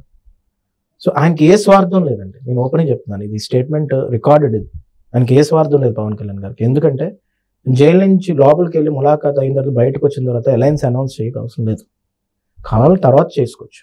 కానీ కష్ట సమయాల్లో నేను నిలబడాలని అనౌన్స్ చేశారు. సో అందుకు టీడీపీ క్యాడర్ కానీ టీడీపీ మనుషులు కానీ ఆయన ఓన్ చేసుకున్నారు. అందుకే డబుల్ కాదు త్రిబుల్ అని ఎందుకు అంటున్నానంటే ఒక ఫ్యామిలీ మెంబర్లా ఓన్ చేసుకున్నాం. రేపు రానున్న రోజుల్లో ఆయన స్టేట్మెంట్లో అన్నారు పవన్ కళ్యాణ్ గారే 10 ఏళ్ళు దీన్ని కంటిన్యూ చేసుకొని ముందుకు తీసుకెళ్తామని. సో ఇది అభివృద్ధి బాటలో ముందుకెళ్ళడానికి, కాన్స్టిట్యూషన్ కాపాడుకోవడానికి, అంబేద్కర్ గారు ఇచ్చిన రాజ్యాంగాన్ని కాపాడుకోవడానికి ఆయన ఇచ్చిన స్టేట్మెంట్ పర్ఫెక్ట్. అది అడ్మిట్ చేస్తూ మేము అందరం ముందుకెళ్తున్నాం. అయితే అదే ఫ్యామిలీకి చెందిన చిరంజీవి గారి గురించి మీరు అనడం కరెక్టేనా, అలా సంబోధించడం? అది 12 years బ్యాక్ జరిగిందండి. నేను ఓపెన్గా చెప్తున్నాను, మీరు అడిగారు కాబట్టి సందర్భం వచ్చింది కాబట్టి చెప్తున్నాను. అది కూడా ఇంకోటి కూడా అనుకోకూడదు మీరు, ఏంటంటే ఈరోజు జనసేన టీడీపీ అలయన్స్ ఉంది కాబట్టి నేను దీని గురించి మాట్లాడుతున్నానని. నాకు 12 years నుంచి ఆ సందర్భం దొరకలా మాట్లాడడానికి అని. మీరు అడిగారు కాబట్టి చెప్తున్నాను. ఇది 12 years బ్యాక్ ఓల్డ్ వీడియో అండి. ఇప్పుడు నేను చాలా యంగ్ ఏజ్లో ఉన్నాను. అప్పుడు బెంగళూరులో కొంతమంది పిలిస్తే అక్కడికి నేను వెళ్ళడం జరిగింది. అప్పుడే స్టేట్ డివైడ్ అవుతుంది. కొంచెం అగ్రెసివ్గా ఉన్నాం అందరం, ఏంటి ఇలా రాష్ట్రం విడిపోతుంది ఏంటని. బట్ అదంతా హిస్టరీ. ఇప్పుడు అందరికీ మంచి జరిగింది, okay, leave it aside. Andhra Pradesh మాత్రం చెడిపోయింది. అలాంటి సమయంలో ఏం జరిగిందంటే ఆ అగ్రెసివ్నెస్లోని ఆ వర్డ్ని నేను కొంచెం దొరిలింది నా నోట్లోంచి. నేను అబ్యూజివ్గా ఏం మాట్లాడలేదండి. ఆ ఓటింగ్ వేశారు, ఆ ఓట్ని ఈ విధంగా జరిగింది అని ఆ వర్డ్ వాడానండి. వాడిన తర్వాత నేను దానికి రిపెంట్ అయ్యాను కూడా. నేను ఓపెన్ చెప్తున్నాను. ఎందుకంటే I have high regards on Chiranjeevi గారు అండి. చిరంజీవి గారు మూవీ స్టార్గా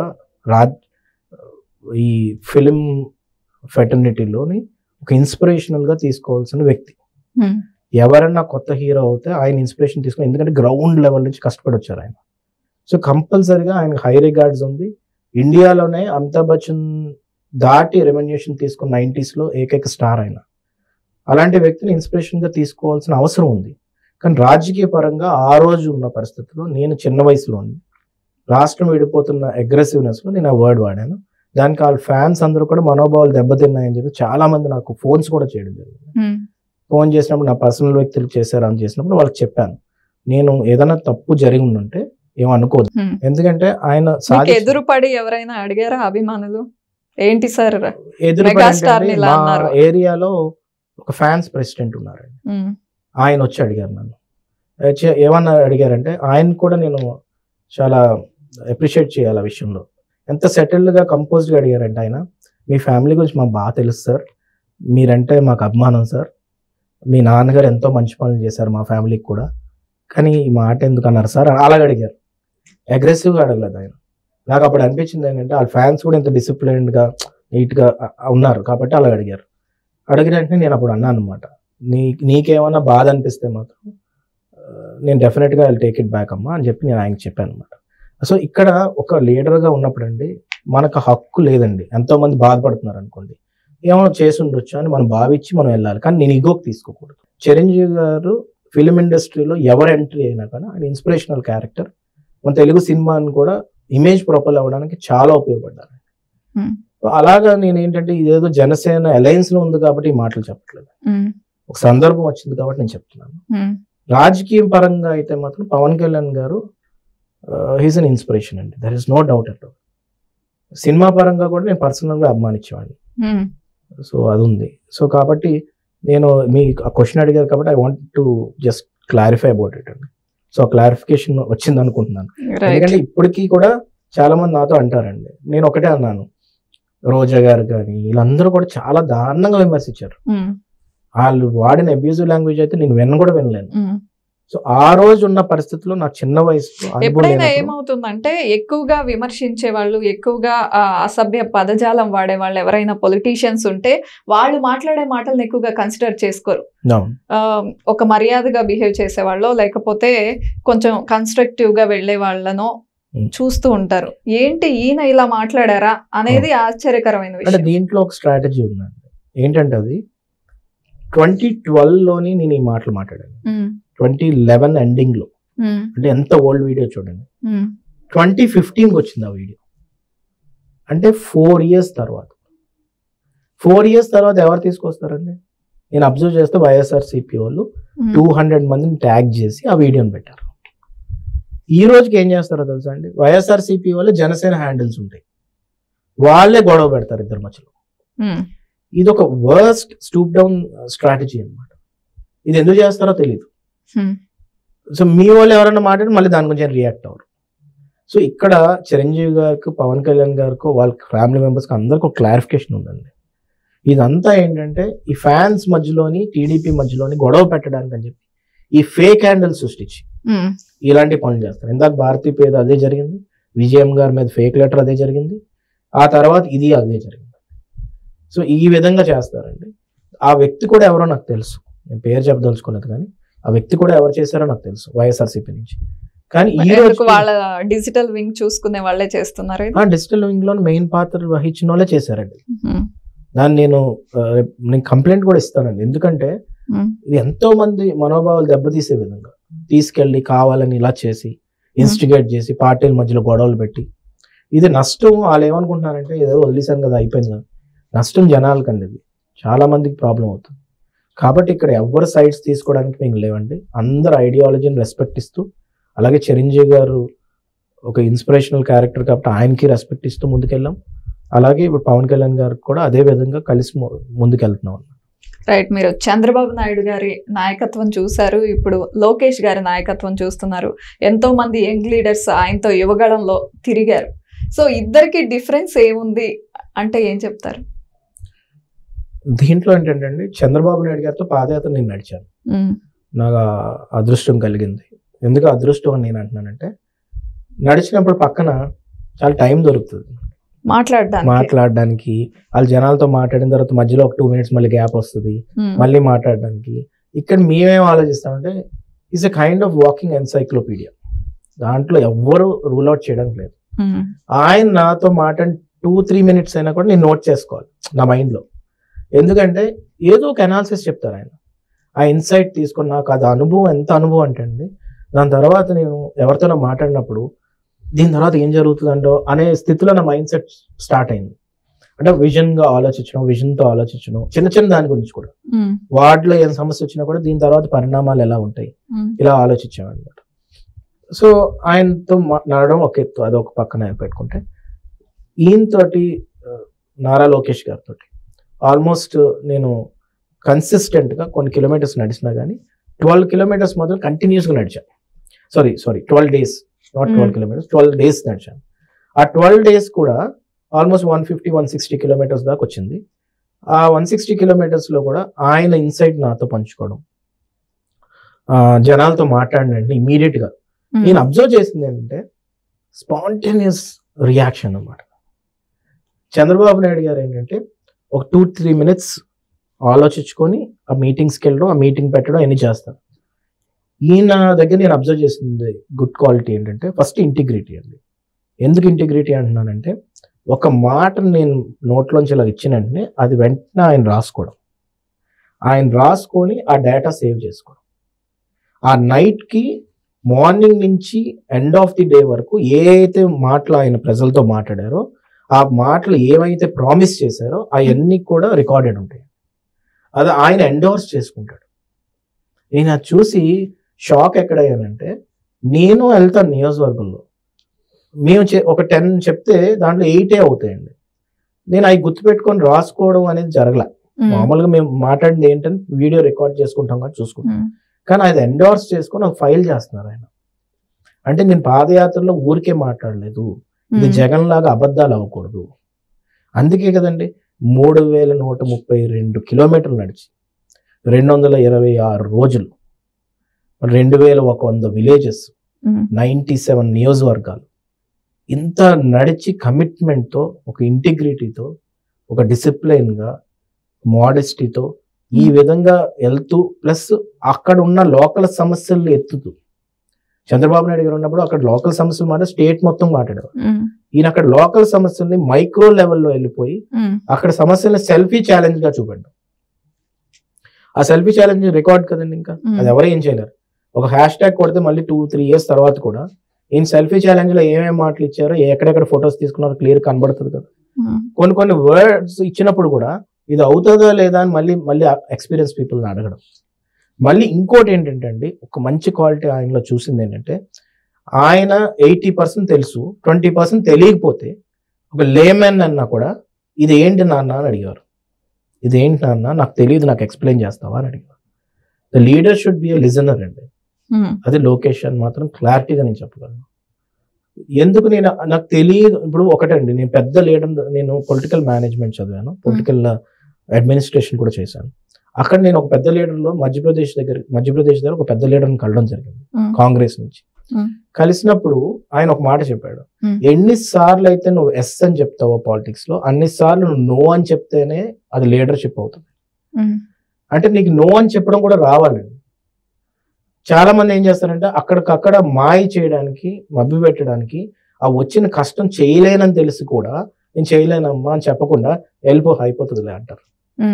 కానీ నేను లోకేష్ గారి దగ్గర అబ్జర్వ్ చేసిన నా ఫస్ట్ క్లాస్ నేను ప్రాక్టికల్ గా విన్నా కానీ థియరిటికల్ గా విన్నా, ప్రాక్టికల్ గా నేను చూడలేకపోయినా కానీ ఇక్కడ నేను చూసిన ప్రాక్టికాలిటీ ఏంటంటే ఈయనలోని ప్రాగ్మాటిక్ అప్రోచ్, లాజికల్ గా ఎలా తీసుకెళ్ళాలి ఈ సమస్యని, ఆ సమస్య అయ్యే వరకు నేను నిద్రపోకూడదు, దాన్ని ఎలా ఎక్స్పోజ్ చేస్తాం, మళ్ళీ దాని కంక్లూజన్ ఎలా తీసుకెళ్తాం, ఆ స్ట్రాటజీని ఆయన రాసుకొని ఎండార్స్ చేసుకొని ఆయన ఫైల్ అప్ చేసుకుంటున్నారు.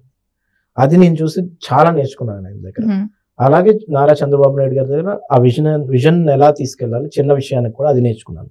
సో ఇద్దరి దగ్గర నుంచి కూడా చాలా ఇన్సైట్ ఉంది, అంటే డౌట్ లేదు.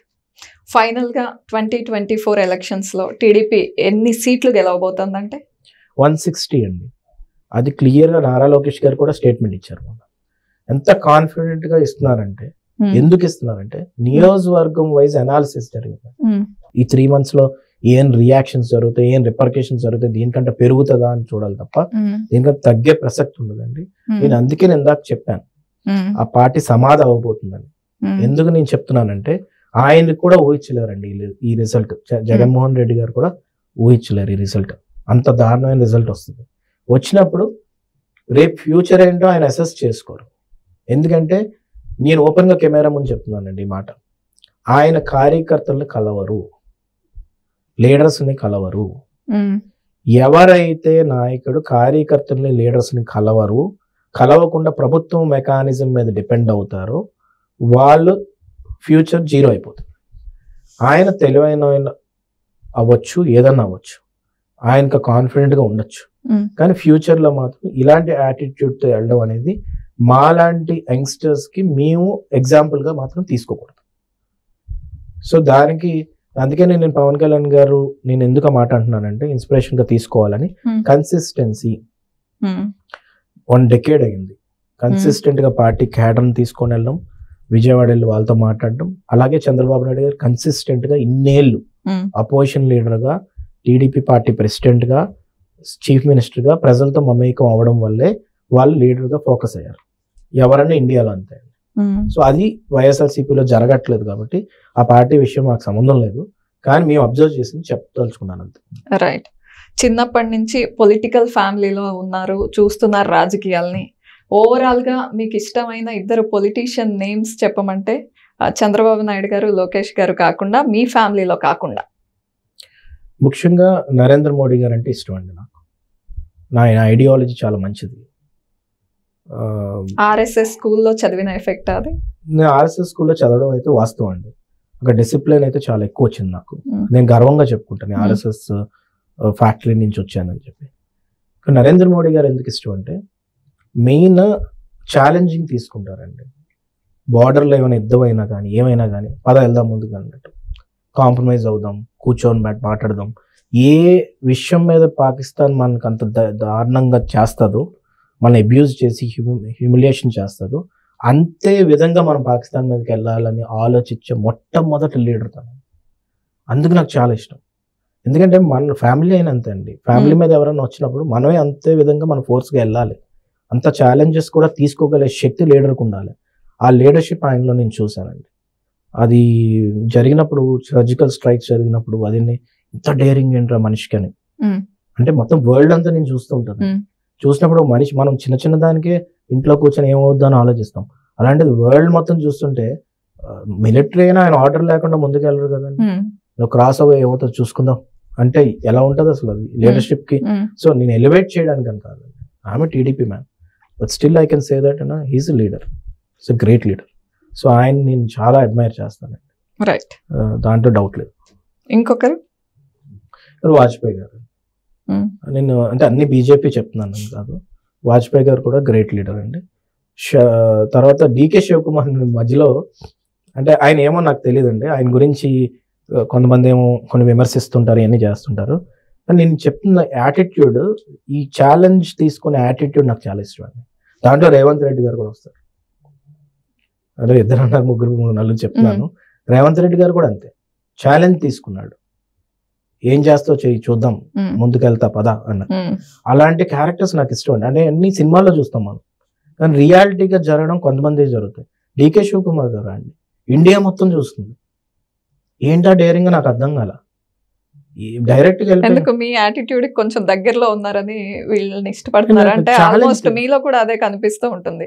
చూద్దామని మీరు మాట్లాడడం కానీ అవునండి. అదంతా. అంటే మేము స్టేట్మెంట్స్ ఇస్తామండి, అది వచ్చినప్పుడు మేము తట్టుకుంటున్నాం, ఇవన్నీ చేస్తున్నాం, కానీ అది రియాలిటీ కదండి. ఇంకా మొత్తం స్టేట్ బాధ్యతని భుజస్కంధాల మీద వేసుకొని రెస్పాన్సిబిలిటీ తీసుకొని 6 కోట్ల మంది ఉంటే 8 కోట్ల మందికి రిప్రజెంటేటివ్ గా కూర్చొని ఇండియా మొత్తం కూడా తనకు వ్యతిరేకం ఉన్నా కూడా పోరాడుతూ ముందుకెళ్ళిపోయి సీఎం అవడం, డిప్యూటీ సీఎం అవడం అంటే అది చిన్న విషయం కాదండి. అదేదో వినడానికి చూడడానికి చాలా బాగుంటాయి, సినిమాల్లో ఇంకా బాగుంటాయి, కానీ రియల్ లైఫ్ లో ఈ మధ్యన జరుగుతున్న సినారియోల్లో వాళ్ళ పర్సనల్ క్యారెక్టర్స్ గురించి నాకు తెలీదు, వాళ్ళు ఏం చేస్తున్నారో నాకు తెలియదు, కానీ పొలిటికల్ గా అలా ఉండాలి. రైట్. అంటే ఛాలెంజ్ అంటే ఛాలెంజ్. నాకు మున్సిపల్ ఎలక్షన్స్ ఒక ఎగ్జాంపుల్ చెప్తానండి. నేను చిన్న స్థాయిలో ఒక డేరింగ్ స్టెప్ చేసుకున్నాను. Narsipatnam municipal elections. ప్రతి ఒక్కరు నాకు ఏం చెప్పారు తెలుసా అండి, వైఎస్ఆర్సీపీ వేవ్ వస్తుంది, నువ్వు వేస్ట్, ఇప్పుడు ఈ టైంలో నువ్వు అనవసరంగా సీరియస్ తీసుకోవద్దు. అలా రాజకీయం అంటే రాజకీయమే కదా, సీరియస్ ఎందుకు తీసుకోకూడదు అని అడిగా. ఇంట్లోకి వెళ్ళాను, నాన్న దగ్గర కూర్చున్నాను. అప్పటికే బ్యాక్ స్టాబింగ్ జరిగింది. నాన్న సైకలాజికల్ గా కొంచెం డిప్రెస్డ్ ఉన్నాడు, తమ్ముడు ఇలా చేయడం ఏంట్రా. నేను ఒకటే అన్నా, నాన్న అమ్మని తమ్ముడిని నించోపెట్టేస్తే ఏమవుద్ది అన్న. మా గెలిపించుకున్నారు కూడా అనుకుంటా కౌన్సిలర్. అవునండి, నీకు మా దగ్గర 12 కౌన్సిలర్స్ గెలిపించుకున్నానండి. అక్కడ ఉన్న ఏరియా తాతగారు అప్పటి నుంచి సర్పంచ్ ఉండేవారు, అదే మొత్తం అన్ని వార్డ్స్ గెలిచాను. అమ్మని తమ్ముడిని పెట్టినప్పుడు అండి మీరు నమ్మరు, ఐ గాట్ మెనీ కాల్స్, ఓడిపోతే ఏంటి రాజకీయ జీవితం అవుట్ సమాధి. కానీ ఆ టైంలో నేను తీసుకున్న డెసిషన్ స్టాండ్ అవి మనం కష్టపడి ముందుకెళ్ళామండి. ఇంకొక ఆశ్చర్యకరం ఏంటంటే జనరల్ గా అలా పొలిటికల్ ఫ్యామిలీస్ నుండి వచ్చినప్పుడు ఎంపీ ఎమ్మెల్యే ఈ 2 పదవులే వరిస్తే బాగుంటాయి అనుకుంటారు, కానీ మీరు కౌన్సిలర్లుగా ఎందుకు ఆ డెసిషన్ తీసుకున్నారు? క్యాడర్ కి స్ట్రెంత్ ఇవ్వాలి కదండి, జనాలకు హోప్ ఇవ్వాలి కదండి. లేదు ప్రశ్నించే వాళ్ళు కూడా ఉన్నారు, దానికి నా ఫ్యామిలీ ఫస్ట్ త్యాగం చేస్తుంది. మా అమ్మగారు ఎమ్మెల్యే క్యాండిడేట్ కి సంబంధించిన వ్యక్తి అండి. 94 లోనే చంద్రబాబు నాయుడు గారు చెప్పారు, కానీ అమ్మగారు ఎప్పుడు రాజకీయాల్లోకి రాలేదు. తమ్ముడు లండన్ లో చదువుకున్నాడు, తనకు అప్పుడే జస్ట్ 2 months ముందే పెళ్ళయింది ఎలక్షన్. నేనేమో జస్ట్ చెప్పినందుకు ఆయన తమ్ముడు అసలు నా మాటని రూల్ అవుట్ చేయలే. సరే అన్నయ్య అన్నాడు. ఎందుకు అని అడిగాడు, అంతే ఒకటే క్వశ్చన్, ఈ టైంలో ఎందుకు అన్నాడు. క్యాడర్కి మనం హోప్ ఇవ్వాలి, జనాలకి చెప్పాలి మనం ఉన్నాం అనేది, అది ఇంపార్టెంట్. ఆ డిక్టేటర్ అప్పటికే నిమ్మగడ్డ రమేష్ గారిని వీళ్ళందరినీ హింసించడం జరుగుతుంది సోషల్ మీడియాలోనే అక్కడ. సో ఇలాంటి టైంలో మెసేజ్ ఇవ్వాలని గట్టి పట్టుకున్నాను. తాడిపత్రి తర్వాత ఈ రాష్ట్రంలో ఏదన్నా మున్సిపాలిటీ మెజారిటీ వచ్చిందంటే నర్సీపట్నం. సో వీళ్ళిద్దరిని నేను చెప్పాను. సో ఈ స్టెప్స్ లీడర్ గా ఉన్నప్పుడు మనం చేయకపోతే, డేరింగ్ స్టెప్స్ చేయకపోతే ఎప్పటికీ అలాగే ఉంటాం. సో దానికి నేను నిర్ణయం తీసుకున్నాను. అమ్మ తమ్ముడికి ఇప్పటికీ నేను థ్యాంక్స్ చెప్పుకుంటున్నాను. ఏంటంటే నా డెసిషన్ మీద వాళ్ళు వచ్చారు బయటికి. ఇప్పటికి కౌన్సిల్ మీటింగ్స్ లో అది వాళ్ళు ఏదేదో మాట్లాడుతుంటే, కొంతమంది చీప్ మాటలు మాట్లాడిన ఏం మాట్లాడినా పాపం భరిస్తున్నారు. మా తమ్ముడికి అవసరం లేదు అది, అంత పెద్ద ఫ్యామిలీలో పుట్టి అని, కానీ భరిస్తున్నాడు. మా అమ్మకి అవసరం లేదు, అయినా భరిస్తుంది. ఎందుకంటే ఏం లేదు, ఈ ప్రాంతం ఎప్పటి నుంచో మాకు చాలా ఇచ్చింది. We have to give it back something to them. ఏదో చేయాలి, ఏదో ఆ తప్పని తప్ప ఇంకోటి ఏం లేదు. సో అందుకనే నాకు కొంచెం ఈ క్యారెక్టర్స్ అంటే చాలా ఇష్టం అనమాట. వాళ్ళు ఎక్కడున్నా ఏమున్నా. రేవంత్ రెడ్డి గారు అయితే నాకు బాగా తెలుసు అండి, టీడీపీలో ఉన్నప్పుడు ఎక్కువ ఉన్నది, కానీ ఇంత డేరింగ్ స్టెప్స్ తీసుకుంటారని నేను అనుకోలేదు. ఇంత డేరింగ్ స్టెప్స్ తీసుకొని సీఎం అయ్యాడంటే గ్రేట్. సో ఆయనకి మనం రెస్పెక్ట్ ఇవ్వాలి. Thank you so much. Thanks a lot అండి.